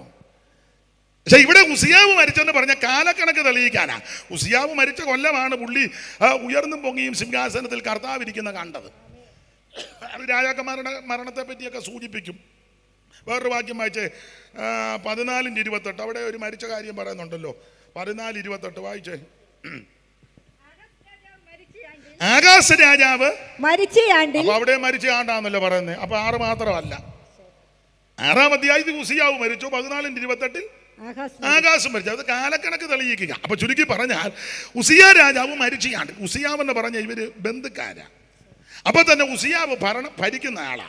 യെശയ്യാവ് പ്രവാചകനും കുടുംബക്കാരാ. ഇവര് കുടുംബക്കാരാ. അങ്ങനെ ഇരിക്കുമ്പോ ഉസിയാവ് മരിച്ചപ്പോൾ യെശയ്യാവിന് വലിയ മനോവേദന. കാരണം ഉസിയാവ് ഈ വടക്കൊക്കെ ഉണ്ടാക്കുന്നെങ്കിലും പുള്ളിയുടെ ഭരണം നല്ലതായിരുന്നു. അയാളുടെ ഭരണത്തിൻ്റെ ഒത്തിരി ഉണ്ട് വിശേഷത. ഒരു വിശേഷത പുള്ളി ഈ അഗ്രികൾച്ചർ ഡിപ്പാർട്ട്മെന്റ് നന്നായിട്ട് കൈകാര്യം ചെയ്യുമായിരുന്നു. ആരാ? ഉസിയാവ്. അഗ്രികൾച്ചർ ഉണ്ടെങ്കിലേ കൾച്ചർ ഉണ്ടാകുള്ളൂ, ഇല്ലേ? അഗ്രികൾച്ചർ എന്ന് നശിച്ചോ അന്ന് മുഴുവൻ ഒരെണ്ണത്തിനും കൾച്ചർ ഇല്ലെന്ന്. നിങ്ങൾക്ക് മനസ്സിലാകുന്നില്ല. അഗ്രികൾച്ചറിൽ നിന്നായി കൾച്ചർ വന്ന ഭാഷ പഠിച്ചിട്ടുള്ളവരോട് ചോദ്യം അതന്നെ പറയാം മനസ്സിലാക്കി തരാം. പണ്ട് കാലത്ത് നമ്മുടെ പിതാക്കന്മാര് കൃഷിയൊക്കെ ചെയ്യുന്നവരാ. ചേന, കാച്ചില്, കപ്പ ഒക്കെ അതൊക്കെ വിളവാകുമ്പോൾ കാലമാകുമ്പോൾ പറിച്ചെടുത്ത് വെളുപ്പിനെ കൊട്ടയെ ചുമ്മിക്കൊണ്ട ചന്തയിലോട്ട് പോകുന്ന ഏതാ? ഓമല്ലൂ ചന്തയ്ക്ക്. അപ്പം ഈ അപ്പച്ചൻ അവിടെ നിന്ന് ഇറങ്ങുമ്പോൾ, വെട്ടിപ്പുറത്ത് നിന്ന് ഇറങ്ങുമ്പോൾ മറ്റേ അപ്പച്ചൻ മുണ്ടുകോട്ടയിൽ നിന്ന് ഇറങ്ങും. അപ്പം വരും വെളുപ്പിനെ. എല്ലാവരും തലയെ ചുമ്മാട് വെച്ച് ചുമന്ന് വണ്ടിയൊന്നുമില്ല, നടന്നാ വരുന്നത്. അപ്പം ഒരു കൂട്ടായ്മയാണ്. അപ്പം വീട്ടുകാര്യം പറയും, പ്രാരാബ്ദമൊക്കെ അങ്ങോട്ടും ഇങ്ങോട്ടും ഷെയർ. ഇപ്പം അങ്ങനല്ലോ ഷെയർ ചെയ്യുന്നല്ല, ഇങ്ങനെ വെച്ച ശേഷം എന്തോ ഉണ്ട് ടിൻ ഉടനെ അവിടെ നിന്ന് ഒന്നുമില്ല, ഉടനെ ടിൻ വരുമോ, ഉടനെ അവിടെ നിന്ന് ഇല്ല. ഇപ്പോഴത്തെ ഇങ്ങനത്തെ ഷെയറിങ്ങാ. ഒന്ന് മനസ്സിലാക്കൊള്ളാം. കണ്ണും കടയാൻ മേലാത്ത തള്ളവരുത് ചെയ്ത് വെച്ചിരിക്കുക. പിന്നെ ഇപ്പോൾ ഒന്നും അറിയാൻ മേലാതെ. അപ്പൊ ചുരുക്കി പറഞ്ഞ പണ്ട് അങ്ങനല്ല. ഇവർ ഈ പ്രാരാബ്ദത്തിന്റെ നടുവിൽ ഇതൊക്കെ എടുത്തുകൊണ്ട് ചന്തയിലോട്ട് പോകും, ഇതെല്ലാം വിൽക്കും. ഒരാൾ ആദ്യം വിറ്റാലും മറ്റവർ വിറ്റ് കഴിഞ്ഞേ പോരുവുള്ളൂ. വർത്തമാനമൊക്കെ പറഞ്ഞ് തിരിച്ചു വരുമ്പോൾ അങ്ങോട്ടും ഇങ്ങോട്ടും കൊടുത്തും മേടിച്ചും ഒരു കട്ടനൊക്കെ കുടിച്ചും പരിപ്പൂടെയൊക്കെ കഴിച്ചും രോഗിയൊക്കെ പറഞ്ഞ് ഓരോരുത്തരോട് അങ്ങനെയൊക്കെ ഒരു ഇത് അഗ്രികൾച്ചറിൽ നിന്ന് വന്നതാണ്. അതാ കൾച്ചർ. ഇപ്പം അങ്ങനല്ല. പിള്ളേർ അമേരിക്കയിലും കാനഡയിലും അവിടെ ഇവിടെയെല്ലാം പോയി ഭയങ്കര വീടുമൊക്കെ വെച്ച് എരികോ മതിൽ പോലെ മതിലും കെട്ടി വലിയ ഗേറ്റ് വിട്ട് ആമത്താടിട്ട് പൂട്ടി വാല് മുറിച്ച 2 പട്ടിയും അവസാനം പിള്ളേരെല്ലാം അങ്ങും പോയി തന്തയ്ക്കും തള്ളയ്ക്കുവാനെങ്കിൽ എല്ലാം നടക്കുന്ന കണ്ടിട്ടില്ലേ?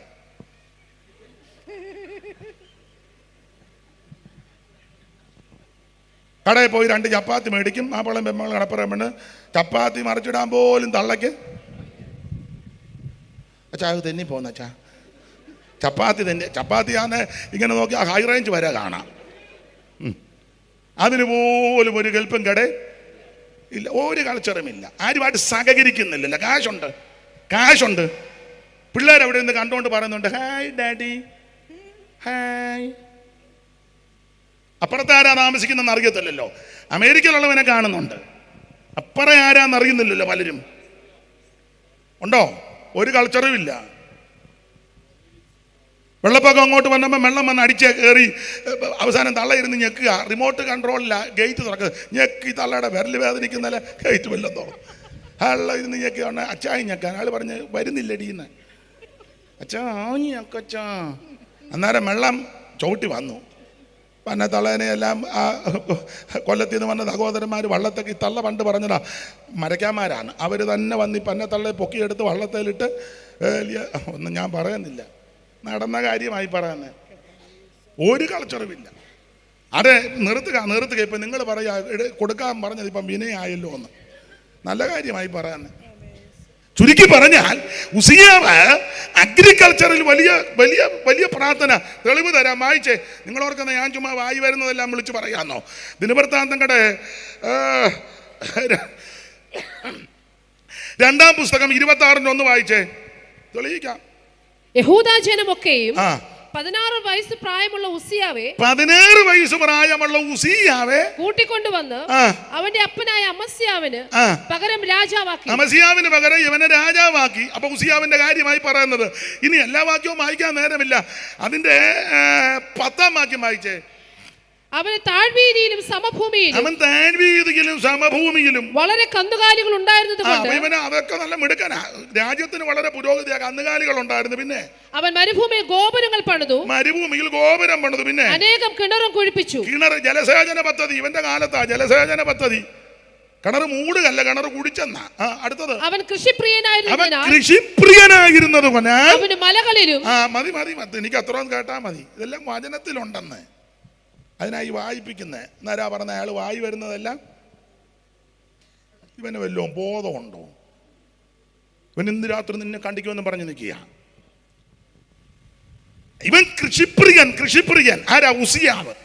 അപ്പോൾ ജലസേചന പദ്ധതിക്ക് മുൻതൂക്കം, ആഭ്യന്തരത്തെ സുസജ്ജമാക്കി, കൃഷിക്ക് വലിയ പ്രാധാന്യം കൊടുത്ത പ്രഗത്ഭനായ പള്ളി വരികയില്ലെങ്കിലും അല്ല പള്ളിക്കകത്ത് വഴക്കുണ്ടാക്കുന്നെങ്കിലും പുള്ളി. നമ്മൾ ചിലതിനെ പറ്റി പറയാം, ജോർജ് കുട്ടി ഇച്ചിരി വഴക്കാളിയാണെങ്കിലും പാസ്റ്റർമാരെ കാണുമ്പോൾ മുണ്ടുവൊക്കെ അടിച്ചിട്ട് മടക്കി കുത്തക്ക്. പുള്ളി ഇച്ചിരി വഴക്കാളിയാണെങ്കിലും വല്ലതൊക്കെ കൊടുക്കും. പുള്ളി അങ്ങനെ തന്നെ വഴക്കാളിയാണെങ്കിലും. ചില സഹോദരിമാർ ഞങ്ങളുടെ അച്ഛൻ ഇച്ചിരി ഉടക്കായി എന്നാലും ഒറ്റ ദിവസം പ്രാർത്ഥന മുടക്കുകയല്ല. അച്ഛൻ സഭയിലെ മെയിൻ ഉടക്ക എന്നാലും സഭായം തുടങ്ങുന്നതിന് മുന്നേ പുള്ളിക്കൊരു പ്രത്യേക കസേരയുണ്ട്. ജീവനുള്ളൊരു തന്നെ അത് കയറിയിരിക്കത്തുമില്ല. ഇയാൾ വന്നിങ്ങനെ വാർതാനിരിക്കും പോലെ നല്ല ചായന. അപ്പൊ ഇങ്ങനെയുള്ള ഉസിയാവ് മരിച്ചു. ഈ കൃഷിപ്രിയനായ ഉസിയാവ് മരിച്ചപ്പോൾ യെശയ്യാവിനൊരു ചിന്ത, അയ്യോ ഇനി രാജ്യത്തിന്റെ ഭാവി എങ്ങനാ? കൃഷിയുടെ കാര്യം ഇനി എങ്ങനാ? ജലസേചന പദ്ധതി ഇനി ശരിയാകുമോ? ആഭ്യന്തരം എങ്ങനാ? ഇങ്ങനെയുള്ള ഹൃദയവേദനയുണ്ടായി ഉസിയാവ് മരിച്ചപ്പോൾ. അപ്പൊ നോക്കിയപ്പോൾ സിംഹാസനം വെറുതെ കിടക്കുന്നു. ഇനി ആരാ അതിലിരിക്കുന്നത്? ഇനി വല്ലൊരു ഇരുന്നാൽ ശരിയാകുമോ? ഇങ്ങനെയുള്ള ചിന്തയെല്ലാം കൂടെ അകത്തോട്ട് കയറി ഭാരപ്പെട്ടപ്പോൾ 6-ാം അധ്യായം കർത്താവ് ദർശനം കാണിച്ചു. ഉസിയാവിന്റെ സിംഹാസനം കിടക്കുമ്പോൾ ഉയർന്നും പൊങ്ങിയും ഒരു സിംഹാസനം മുകളിലിരിക്കുന്നു എന്ന് പറഞ്ഞാൽ അവൻ യെശയ്യാവ് ഉസിയാവ് ഈ സിംഹാസനത്തിൽ ഇല്ലെന്നോർത്ത് നീ ഭാരപ്പെടണ്ട. ഇനി ആരാ ഇരിക്കുന്നെന്നോർത്ത് നീ പതറണ്ട. ഉയർന്നും പൊങ്ങിയും ഒരു സിംഹാസനത്തിൽ ഞാനിരിക്കുന്നുണ്ട്. ഇന്ന് രാത്രി ഇതിനോടുള്ള ദൂത് പറയാ, നിന്റെ ഭർത്താവ് മാറ്റപ്പെട്ടു, ഇനി എങ്ങനാകുമെന്നോർത്ത് നീ പതറണ്ട. ഉയർന്നും പൊങ്ങിയും ഒരു സിംഹാസനത്തിൽ ഒരുവൻ ഇരിക്കുന്നുണ്ട്. നിന്റെ ഭാര്യ മാറ്റപ്പെട്ടു, കർത്തൃസന്നിധി ചേർക്കപ്പെട്ടു, ഇനി എൻ്റെ കാര്യം എങ്ങനാ, കുഞ്ഞുങ്ങൾ എങ്ങനാ, ഇതൊന്നും ഓർത്ത് ഭാരപ്പെടണ്ട.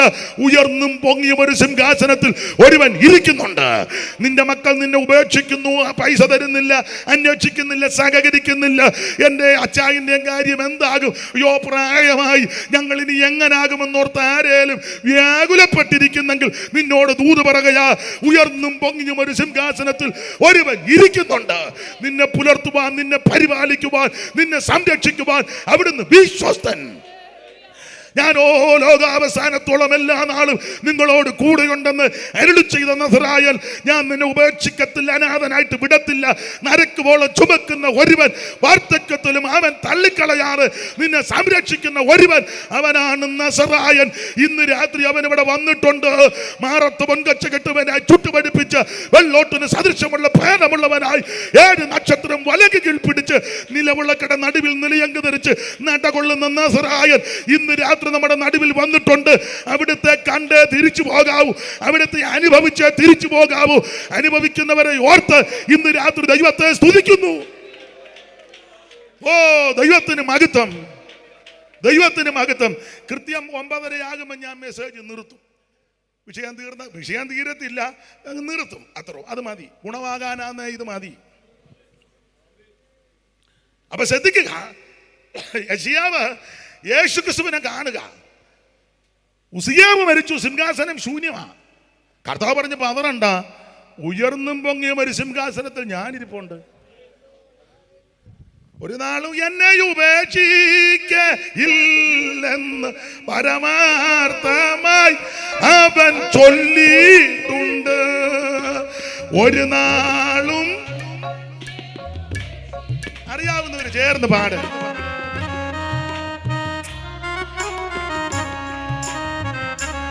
ഓ എന്നെ വിളിച്ചവൻ, എന്നെ രക്ഷിച്ചവൻ എന്നാലും എന്നോടു. ഓ എന്നെ വിളിച്ചവൻ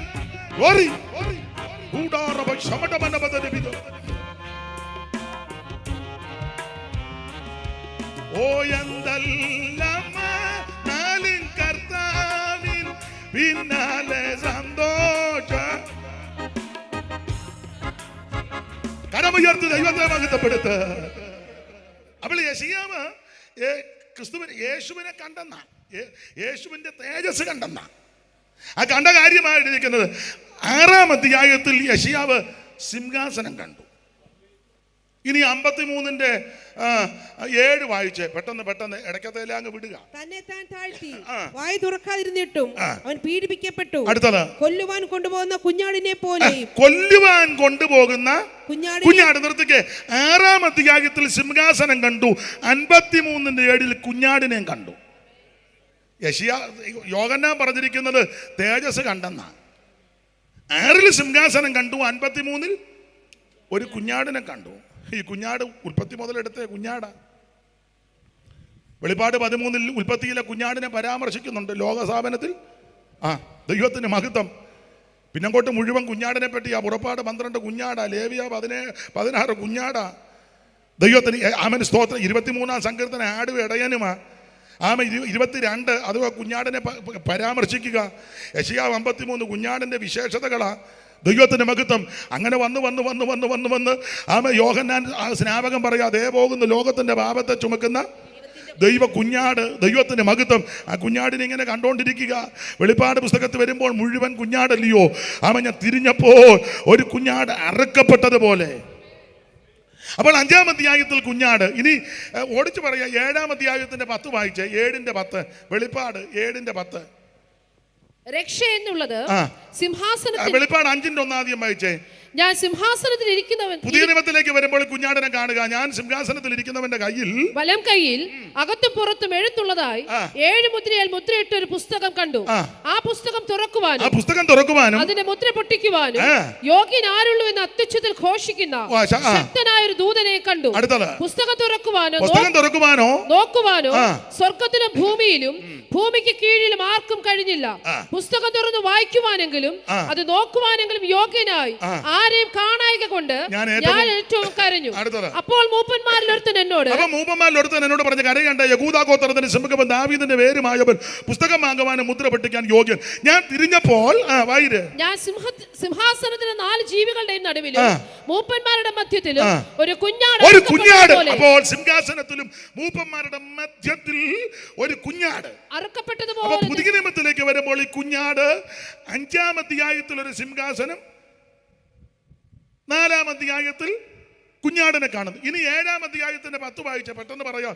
7:10 സിംഹാസനത്തിൽ ഇരിക്കുന്നവനായ. അപ്പൊ ഇവിടെ അടുത്ത് വരികയാ. യെശയ്യാ പ്രവചനത്തിൽ 6-ൽ സിംഹാസനം, പിന്നെ ഒത്തിരി കഴിഞ്ഞ് 53-ൽ കുഞ്ഞാട്.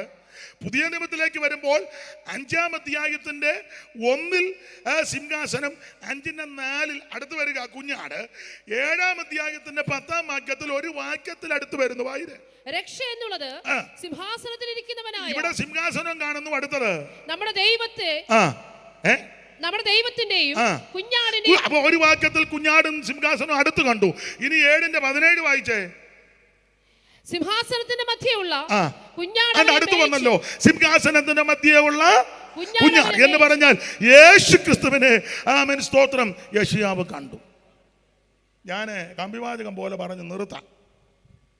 യേശു ക്രിസ്തുവിനെ കണ്ടു കഴിഞ്ഞപ്പോൾ എല്ലാം വെളിപ്പെട്ടു. ഈ പള്ളി വഴക്കുണ്ടാക്കുന്നവനും പള്ളിക്കകത്ത് കയറാത്തവനും പള്ളി പൂട്ടുന്നവനും പള്ളിയിലെ സാധനം വിൽക്കുന്നവനും പള്ളിക്കകത്ത് കൊണ്ട് അശേരനെ സ്ഥാപിച്ചവൻ്റെയൊക്കെ കാലത്താണ് പുള്ളി ഇത് കാണുന്നത്. നമ്മൾ ഉടനെ പറയുന്നതെന്നറിയോ, ഓ ഈ സഭയെ വന്നതുകൊണ്ടാണ് ഞാനൊന്നും എന്തെല്ലാം ഞാൻ കണ്ടുകൊണ്ടിരുന്ന ഞാനാ ഇപ്പോൾ ഒന്നും ഈ സഭ ശരിയല്ല. അതാ ഞാനൊന്ന് യുവമാരുടെ എല്ലാം കാലത്ത് ആ പുള്ളി യേശുവിനെ കണ്ട് നമ്മൾ പറയുന്ന ഇന്ന ആൾ ശരിയല്ല, ഇന്ന ആളുള്ളത് കൊണ്ടാണ് ഞാനൊന്നും അവനൊന്നും അല്ല. തടി തപ്പരുത്, കണ്ണടച്ചിരുട്ടാക്കരുത്. ഈ മുടക്കുണ്ടാക്കുന്നവനും പള്ളി പൂട്ടുന്നവനും പള്ളിയിലൂടെ കൊണ്ടാക്കുന്നതിൻ്റെ കാലത്ത് യേശുവിനെ കണ്ടെന്ന്. അയ്യോ കണ്ടതന്നെ ആ ചെറിയ കാര്യം, എന്തെല്ലാം കാര്യങ്ങളാണ് അങ്ങോട്ട് കണ്ടത്. അതെല്ലാം ഇന്ന് വെളുക്കുവോളം പറഞ്ഞാൽ കൊള്ളാമെന്നുണ്ട്, വിവരിക്കുന്നില്ല, വായിച്ചങ്ങ് വിടാനേ നോക്കൂ. യേശുവിനെ കണ്ടു, എല്ലാവരും കാണണം. കണ്ടപ്പോഴേ ഓരോന്നോരോന്ന് അങ്ങോട്ട് യെശയ്യാവിന് വെളിപ്പെട്ടു. എങ്ങനെ വെളിപ്പെട്ടു? ഈ കണ്ട ശിശു എങ്ങനെ ജനിക്കും? 7:14 പെട്ടെന്ന് വായി. 7:14 അതുകൊണ്ട് കർത്താവ് തന്നെ നിങ്ങൾക്കൊരു അടയാളം തീരും. പിന്നെ കന്യക ഗർഭിണിയായ ഒരു മകനെ പ്രസവിക്കും. യേശുക്രിസ്തുവിന്റെ തേജസ് കണ്ടപ്പോൾ ഓരോന്നോരോന്ന് വെളിപ്പെട്ടു. ഒന്ന്, ഈ കണ്ട വ്യക്തി അവൻ കന്യാസൂനുമായിട്ട് ഇവിടെ അവതരിപ്പിക്കും. കന്യക ഗർഭിണിയായി ഒരു മകനെ പ്രസവിക്കും. പണ്ട് ഒരാൾ ചോദിച്ചെന്നാ പറയുന്നത്, കന്യക എങ്ങനെ ഗർഭിണിയാകുന്നത് എങ്ങനെയാന്ന്?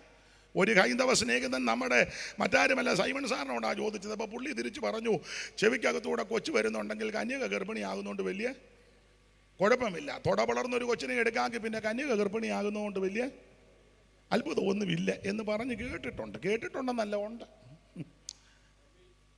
അവിടുന്ന് കന്യാസൂനുമായിട്ട് ഇവിടെ അവതരിക്കുമെന്ന് യെശയ്യാവിന് വെളിപ്പെട്ടു. കന്യകാസുതനായി തരയിൽ വന്നുദിച്ച ധന്യനിമ്മാനുവൽ ഇവൻ താനേ.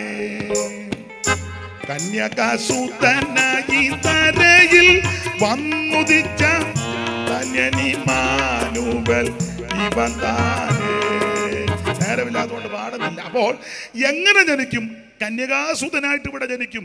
യെശയ്യാവിന് വെളിപ്പെട്ടു. ഇനി ജനിക്കുന്ന ശിശുവിന്റെ വിശേഷത 6:9 വായിര് 9:6 നമുക്കൊരു ശിശു ജനിച്ചിരിക്കുന്നു, നമുക്കൊരു മകൻ നൽകപ്പെട്ടിരിക്കുന്നു, ആധിപത്യം അവന്റെ തോളിലിരിക്കും, അവിടുന്ന് അത്ഭുതമന്ത്രി. എന്തിനാ എല്ലാം വായിക്കുന്ന? വീരനാ ദൈവം. യേശു ദൈവമല്ലെന്ന് പറയുന്ന വെടലകളുണ്ട്. വെടലയ്ക്ക് പറ്റിയ വാക്യമാ അവിടുന്ന് വീരനാ ദൈവം. എന്നാ ഇത്ര എന്നെ നോക്കി പേടിപ്പിക്കുന്നത്? പൗലോസ് പറഞ്ഞൊരു പദമുണ്ട്, മഹാദൈവവും നമ്മുടെ രക്ഷിതാവുമായ യേശു ക്രിസ്തു. 2 വാക്യം പോരെ? പിന്നെ വേണേ ഒന്നുകൂടി ഇരുന്നോട്ടെ. തോമാച്ചൻ പറഞ്ഞു, എന്റെ കർത്താവും ദൈവവുമായുള്ളവേ. അവിടുന്ന് നിത്യ ദൈവമാണ്. അപ്പൊ ഈ ഒന്ന് എങ്ങനെ ജനിക്കും? കന്യകാസൂനുമായി ജനിക്കുന്ന ശിശുവിന്റെ വിശേഷത അത്ഭുതമന്ത്രി, വീരനാം ദൈവം, നിത്യപിതാവ്, ദൈവത്തിന്റെ മകത്ത്. തീർന്നില്ല. ഏത് കുടുംബത്തിൽ നിന്ന് വരും? 11:1 വായിര് 11:1 അവിടുന്നാ വരുന്നത്. ഇശായിയുടെ കുറ്റിന്ന്. അതിനാ ഒക്കെ ഒത്തിരി കാര്യമുണ്ട്. ഇശായിയുടെ കുറ്റിന്ന് കുറ്റി ഒന്ന് നോക്കിക്കോ. ഏത് കുറ്റിയാന്ന്? കുറ്റിയുടെ അതിന്റെ നീളവും ഉയരവും ഒക്കെ ഒന്ന് നോക്കിക്കോ. രൂത്തിന്റെ പുസ്തകം 4:18 കുറ്റി ഏതാന്ന്? അവിടെ ഒരു ചെറിയ കുറ്റിയുണ്ട്. വായിര്. രൂത്തിനോട് താല്പര്യമില്ലെന്ന് തോന്നുന്നു, വിധവയായതുകൊണ്ടായിരിക്കും. 4:18 ആ കണ്ണിക ഫേരസിന്റെ വംശപാരമ്പര്യമാണ്. കുറ്റി അവിടെ എഴുതിയിട്ടുണ്ട്. ഫേരസിന്റെ വംശപരമ്പരയാണിത്. പിന്നെ ഫേരസ് ഹെസ്രോനെ ജനിപ്പിച്ചു. ഹെസ്രോൻ രാമിനെ ജനിപ്പിച്ചു. ഹെസ്രോൻ രാമിനെ ജനിപ്പിച്ചു. രാം അമ്മീനാദാബിനെ ജനിപ്പിച്ചു. അമ്മീനാദാബ് നഹശോനെ ജനിപ്പിച്ചു. നഹശോൻ സൽമോനെ ജനിപ്പിച്ചു. സൽമോൻ ബോവസിനെ ജനിപ്പിച്ചു. ബോവസ് ഓബേദിനെ ജനിപ്പിച്ചു. ഓബേദ് ഇശ്ശായിയെ ജനിപ്പിച്ചു. ഈ കുറ്റിന്നാ വരുന്നത്. മതി. എന്തിനാ ഈ കുറ്റിന്ന്? ഇതല്ലേ യെശയ്യാവിന് വെളിപ്പെട്ടു. ദൈവത്തെ എനിക്ക് ഇന്ന് അങ്ങ് വെളുക്കുവോളം പ്രസംഗിച്ചാൽ കൊള്ളാമെന്ന് തോന്നുന്നുണ്ട്. വാക്യങ്ങൾ ഇങ്ങനെ പ്രകാശിക്കുന്നുണ്ട്. നിർത്തുക. എന്നാ ബൈബിൾ പിടിച്ചു. അല്ലെങ്കിൽ നിങ്ങൾ പറയാം അത് ഇരിക്കുന്നതാ പുള്ളിക്ക് ഇളക്ക വന്ന് വേണ്ട ബാച്ചു എല്ലാം പിടിച്ചു. നിർത്തുക. ഇന്നാ ഞാൻ പ്രസംഗിക്കും. ദൈവം ആയുസ് തന്നാൽ കർത്താവിനെ പറ്റിയല്ലേ. കൊതി തീരുന്നില്ല പറഞ്ഞിട്ടൊന്നും. കർത്താവിനെ പറ്റി പാടിയിട്ടും പറഞ്ഞിട്ടും ഒന്നും മതി വരുന്നില്ല. ദൈവത്തിന് മഹത്വം. അപ്പോൾ എങ്ങനെ ജനിക്കും? കന്യകാസൂനുമായി ജനിക്കും. ജനിക്കുന്ന ശിശുവിന്റെ വിശേഷത അത്ഭുതമന്ത്രി, വീരനാം ദൈവം, നിത്യപിതാവ്, സമാധാന പ്രഭു. ഏത് കുടുംബത്തിൽ നിന്ന്? ഇശ്ശായിയുടെ കുറ്റിയിൽ നിന്ന്. അങ്ങനെ ജനിക്കുന്ന ശിശു ചെറുപ്പത്തിൽ എന്തോ പൂജിക്കും. 7:14 വായിച്ചോ, പെട്ടെന്ന് വായിച്ചോ, നിർത്തുക. അതുകൊണ്ട് കർത്താവ് തന്നെ നിങ്ങൾക്ക് ഒരു അടയാളം തരും. കന്യക ഗർഭിണിയായ ഒരു മകനെ പ്രസവിക്കും, അവൻ ഇമ്മാനുവേൽ എന്ന് പേര് വിളിക്കും. തിന്മ തള്ളി നന്മ തിരഞ്ഞെടുക്കുവാൻ പ്രായമാകും വരെ അവൻ തൈരും തേനും. അതാ ചെറുപ്പത്തിൽ തൈരും തേനും. തേൻ നല്ലതല്ലയോ?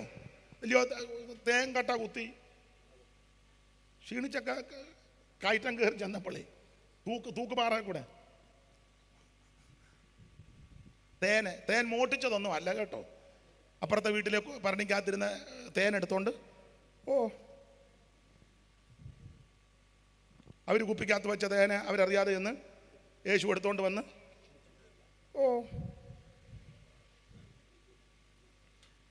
അപ്പൊ ശ്രദ്ധിച്ചേ, തൈരും തേനും ശിശു ശൈശവത്തിലെ മാത്രമാണോ? അയ്യോ, ദൈവത്തിന് മഹത്വം. ആ ശിശു വളർന്നങ്ങോട്ട് ശുശ്രൂഷ ആരംഭിച്ചു. ദൈവത്തിന് മഹത്വം. ആദ്യത്തെ ശുശ്രൂഷ എവിടാന്നും രേഖപ്പെടുത്തി യെശയ്യാവിന് വെളിപ്പെട്ടു. 9:1 പെട്ടെന്ന്. എന്നാൽ കഷ്ടതയിലിരുന്ന ദേശത്തിന് തിമിരം നിൽക്കുകയില്ല. പണ്ട് അവൻ സെബൂലൂൻ ദേശത്തിനും നഫ്താലി ദേശത്തിനും ഹീനത വരുത്തിയെങ്കിലും പിന്നത്തേതിൽ അവൻ കടൽ വഴിയായി യോർദാൻ അക്കരെയുള്ള ജാതികളുടെ മണ്ഡലത്തിന് യേശു സ്നാനപ്പെട്ട് സ്നാനപ്പെട്ട് അവൻ പരിശുദ്ധാത്മാവ് സാക്ഷ്യം പറഞ്ഞു യോർദാൻ വിട്ട് മടങ്ങി ഗലീലയിൽ ചെന്നെന്ന്. അത് യെശയ്യാവിന് വെളിപ്പെട്ടു.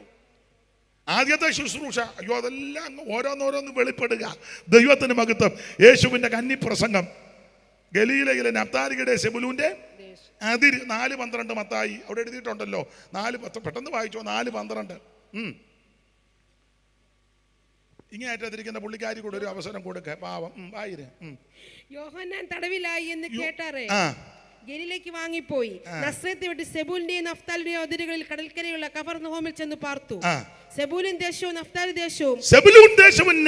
ദേശവും കടൽക്കരയിലും യോർദാൻ അക്കരെയുള്ള നാടും ജാതികളുടെ ഗലീലയും ഇങ്ങനെ ഇരുട്ടിലിരിക്കുന്ന ജനം വലിയൊരു വെളിച്ചം കണ്ടു. യേശുക്രിസ്തുവിന്റെ കന്നിപ്രസംഗം. ഇരുട്ടിലിരിക്കുന്ന ജനം അന്ധതയും തിമിരവും പിടിച്ച് അധോഗതി പ്രാപിച്ച ജനത്തിന് രക്ഷയുടെ ദൂത് കൊടുത്ത് അവരെ വെളിച്ചത്തിലേക്ക് നടത്തിയ സാക്ഷാൽ വെളിച്ചമായവൻ. അത് യെശയ്യാവിന് വെളിപ്പെട്ടു. എന്തെല്ലാം കാര്യമാണ്, ഇനി ഒത്തിരി ഉണ്ട്. അങ്ങനെ വെളിപ്പെട്ട ശുശ്രൂഷ. മരണം 53 അറിയാമല്ലോ. സമ്പന്നന്മാരോട് കൂടെ ഇടയ്ക്കത്തെ എല്ലാം അങ്ങ് വിടുക. ഇതെല്ലാം വെളിപ്പെട്ടു. തീർന്നോ? ഇനി രാജാവായിട്ട് വരും. 32:1 വായിര് പെട്ടെന്ന്. യെശയ്യാവ്. ആ രാജാവ് നീതിയോടെ വാഴും. ഒരു രാജാവ് നീതിയോടെ വാഴും. വാടുന്ന രീതി എങ്ങനാ? 11:5 പെട്ടെന്ന് വായിര്. ആ രാജാവ് ഭരിക്കുമ്പോ ഇവിടെ എങ്ങനാന്ന്? നീതി അവന്റെ നടുക്കെട്ടും. നീതി അവന്റെ നടുക്കെട്ടും. ഇവിടെ നീതി ഒന്നും കിട്ടത്തില്ല. ഈയിടെ കേട്ടല്ലോ സംശയിക്കേണ്ടിയിരിക്കുന്നെന്ന് വിധി. അപ്പൊ ഒന്നുകൂടെ ഒന്ന് അന്വേഷിച്ചാൽ കൊള്ളാന്ന്. ഇവിടെ നീതി കിട്ടുകയല്ല. ആരുടെ വിധിയാ ഏത് വിധിയാന്നൊക്കെ പേപ്പർ വായിച്ചല്ലോ, അറിയാമല്ലോ. നമ്മുടെ വിഷയമല്ലാത്തതുകൊണ്ട് അങ്ങോട്ട് കയറണ്ട. നമുക്കിവിടെ ആവശ്യത്തിന് വിഷയമുണ്ടല്ലോ. പണ്ടൊരു തള്ള പറഞ്ഞ പോലെ ഞാൻ പുതിയ വഴക്കൊന്നും എടുക്കുന്നില്ല, പഴയത് വിടുന്നുമില്ലെന്ന്. നമുക്കിവിടെ ആവശ്യത്തിനുണ്ടല്ലോ. അപ്പോൾ ഒരു രാജാവ് നീതിയോടെ വാഴും. ആ നീതിയോടെ വരുന്ന രാജാവിന്റെ വിശേഷത 11:5 നീതി അവന്റെ നടുക്കെട്ടും. നീതിക്കായി മിശിക തന്റെ വഴിയൊരുക്കുമ്പോൾ നീതികേടിൻ വഴികളെ നശിപ്പിച്ചിടുമേ. നീതിക്കായി മിശിക തന്റെ വഴിയൊരുക്കുമ്പോൾ നീതികേടിൻ വഴികളെ നശിപ്പിച്ചിടുമേ. എഴുന്നു ശോഭിപ്പീ, ദീപം തെളിയിപ്പീ, പറന്നു പോവാൻ കാലമേറ്റം അടുത്തു വരുന്നിതാ, വാനിൽ പറന്നു പോവാൻ. അപ്പൊ ശ്രദ്ധിക്കുക, ദൈവത്തിന് മകത്തെ നീതി അവിടുത്തെ നടുക്കട്ടെ. പിന്നെ അയ്യോ വിശ്വസ്തത അരക്കച്ചയാ. പിന്നെ ചെന്നായി കുഞ്ഞാടിനോട് കൂടെ പാർക്കും. അങ്ങനെയുള്ള ഭരണമാ യേശുവിന്റെ ഭരണം. ഇതെല്ലാം യെശയ്യാവിന് വെളിപ്പെട്ടെന്ന്. ചെന്നായി കുഞ്ഞാടിനോട് കൂടെ പാർക്കും. പിന്നെ പുള്ളിപ്പുലി കോലാട്ടുകുട്ടിയോട് കൂടെ കിടക്കും. പശുക്കിടാവും ബാലസിംഹവും തടിപ്പിച്ച മൃഗവും ഒരുമിച്ച് പാർക്കും. പിന്നെ ഒരു ചെറിയ കുട്ടി അവയെ നടത്തും. പിന്നെ പശു കരടിയോട് കൂടെ മേയും. പശുവും ശിശുവും പാമ്പും എല്ലാം ഒരു ശല്യമില്ലെന്ന്. പിന്നെ പാട്ട് വരുന്നു. എന്നാ ചെയ്യാൻ? സിംഹക്കാളം പോൽ പുല്ലു തിന്നീടും പുള്ളിപ്പുലിയും ഗോസമ്മ അതുപോൽ സിംഹം കാളപ്പോൾ പുല്ലു തിന്നിടും. പുള്ളിപ്പുലിയും ഗോസമ്മ അതുപോൽ സർപ്പത്തിൻ പോത്തിൽ കളിച്ചിടും എന്ന് പറഞ്ഞാൽ 1000 ആണ്ട് വാഴ്ച ബാബാ സുരേഷ് ഒന്നും വേണ്ട. ഇപ്പൊ ഒരു നീർക്കൊല്ലിയെ കണ്ട സുരേഷിനെ വിളിക്കാൻ കാശ് കൊടുക്കുക അതുമില്ല. പാമ്പിനൊക്കെ ഇപ്പം പാമ്പ് പിടുത്തം ഉണ്ടല്ലോ. പാമ്പ് ഒരു പാമ്പ് ചിലർ പാമ്പിനെ പിടിച്ചാൽ അപ്പുറേ കൊണ്ടുവിടും. ആ പാമ്പ് തന്നെ പിറ്റേന്ന് പാമ്പ് തന്നെ കുറച്ച് നാളായല്ലോടെ എന്നെ തന്നെ. അന്നത്തെ ഭരണത്തിലെ ശിശു പാമ്പിനെ പൊത്തിക്കൊണ്ട് കൈയിടും, ഒരു കുഴപ്പമില്ല. സിംഹം കാളപ്പോൾ പുല്ലു തിന്നിടും. പുള്ളിപ്പുലിയും ഗോസമ്മ അതുപോൽ സർപ്പത്തിൻ പോത്തിൽ കളിച്ചിടും. സർപ്പത്തിൻ പോത്തിൽ കളിച്ചിടും. ചെറിയ ശിശുക്കൾ യേശുവിൻ രാജ്യം വരുന്നു പരമേശൻ പാരും ഭരണം പരമേൽ വരുന്നു പരമേശൻ ഈ പാരിൽ ഭരണം. ഉടന്തർമാനിനെ പോലെ ചാടിയിടും ഊമന്മാരും ഉല്ലസിച്ചാർക്കും. ഉടന്തർമാനിനെ പോലെ ചാടിയിടും ഊമന്മാരും ഉല്ലസിച്ചാർക്കും. കുരുടന്മാരുടെ കണ്ണു തുറക്കും. കുരുടന്മാരുടെ കണ്ണു തുറക്കും. ഒഴുകും ശേഷം വരുന്നു പരമേശൻ ഈ പാരിൽ ഭരണം. കരമുയർത്തി ദൈവത്തെ സ്തുതിക്കുക. യേശുക്രിസ്തുവിന്റെ ഭരണം യാതൊരു പ്രശ്നമില്ല, യാതൊരു വൈതരണിയില്ല. വേട്ടമലയൊക്കെ പാടിയ പാട്ട് പാടേണ്ടതായ ഞാനങ്ങ് അടങ്ങുക. ദൈവത്തിന് മഹത്വം പറഞ്ഞ് വെളിപ്പെട്ട് അത് പറഞ്ഞങ്ങ് നിർത്താം. വെളിപ്പെട്ട് പുതുവാന ഭൂമി വരെ യെശയ്യാവിന് വെളിപ്പെട്ടു. 66:22 വായിച്ച് പ്രസംഗം നിർത്തി. ഞാനുണ്ടാക്കുന്ന പുതിയ ആകാശവും പുതിയ ഭൂമിയും. മതി. പുതിയ ആകാശവും പുതിയ ഭൂമിയും. യേശുക്രിസ്തുവിന്റെ തേജസ് കണ്ട യെശയ്യാവ് അത് കണ്ടു കഴിഞ്ഞപ്പോൾ എന്തെല്ലാം കാര്യമാണ് വെളിപ്പെട്ടത്. അതുകൊണ്ട് ഇന്ന് രാത്രി എല്ലാവരും യേശുവിനെ കണ്ടേച്ചു പോകണം. കാണേണ്ടത് യേശുവിനെയാണ്. യേശുവിനെ കണ്ടാൽ നിനക്കൊരു നിരാശയും വരികയില്ല. യേശു ക്രിസ്തുവിനെ ഉള്ളത്തിൽ ഏറ്റെടുത്താൽ നിനക്ക് നിന്റെ കുടുംബത്തിന് രക്ഷയാ. യേശു നിന്റെ ജീവിതത്തിൽ വന്നാൽ ഒരു തകർച്ചയും ഉണ്ടാകത്തില്ല. മറ്റൊരുത്തനും രക്ഷയില്ല. യേശു ക്രിസ്തു മാത്രം രക്ഷകൻ. ഞാൻ ഈ പിടിച്ചങ്ങ് നിർത്തുക. ഇത്രയും നേരം എന്നെ കേട്ടിരുന്ന് 9 കണക്ക് എങ്കിലും അരയും കൂടെ തന്ന് ഇത്രയും സഹിച്ച് കേട്ടിരുന്ന നിങ്ങൾക്കെല്ലാം നന്ദി.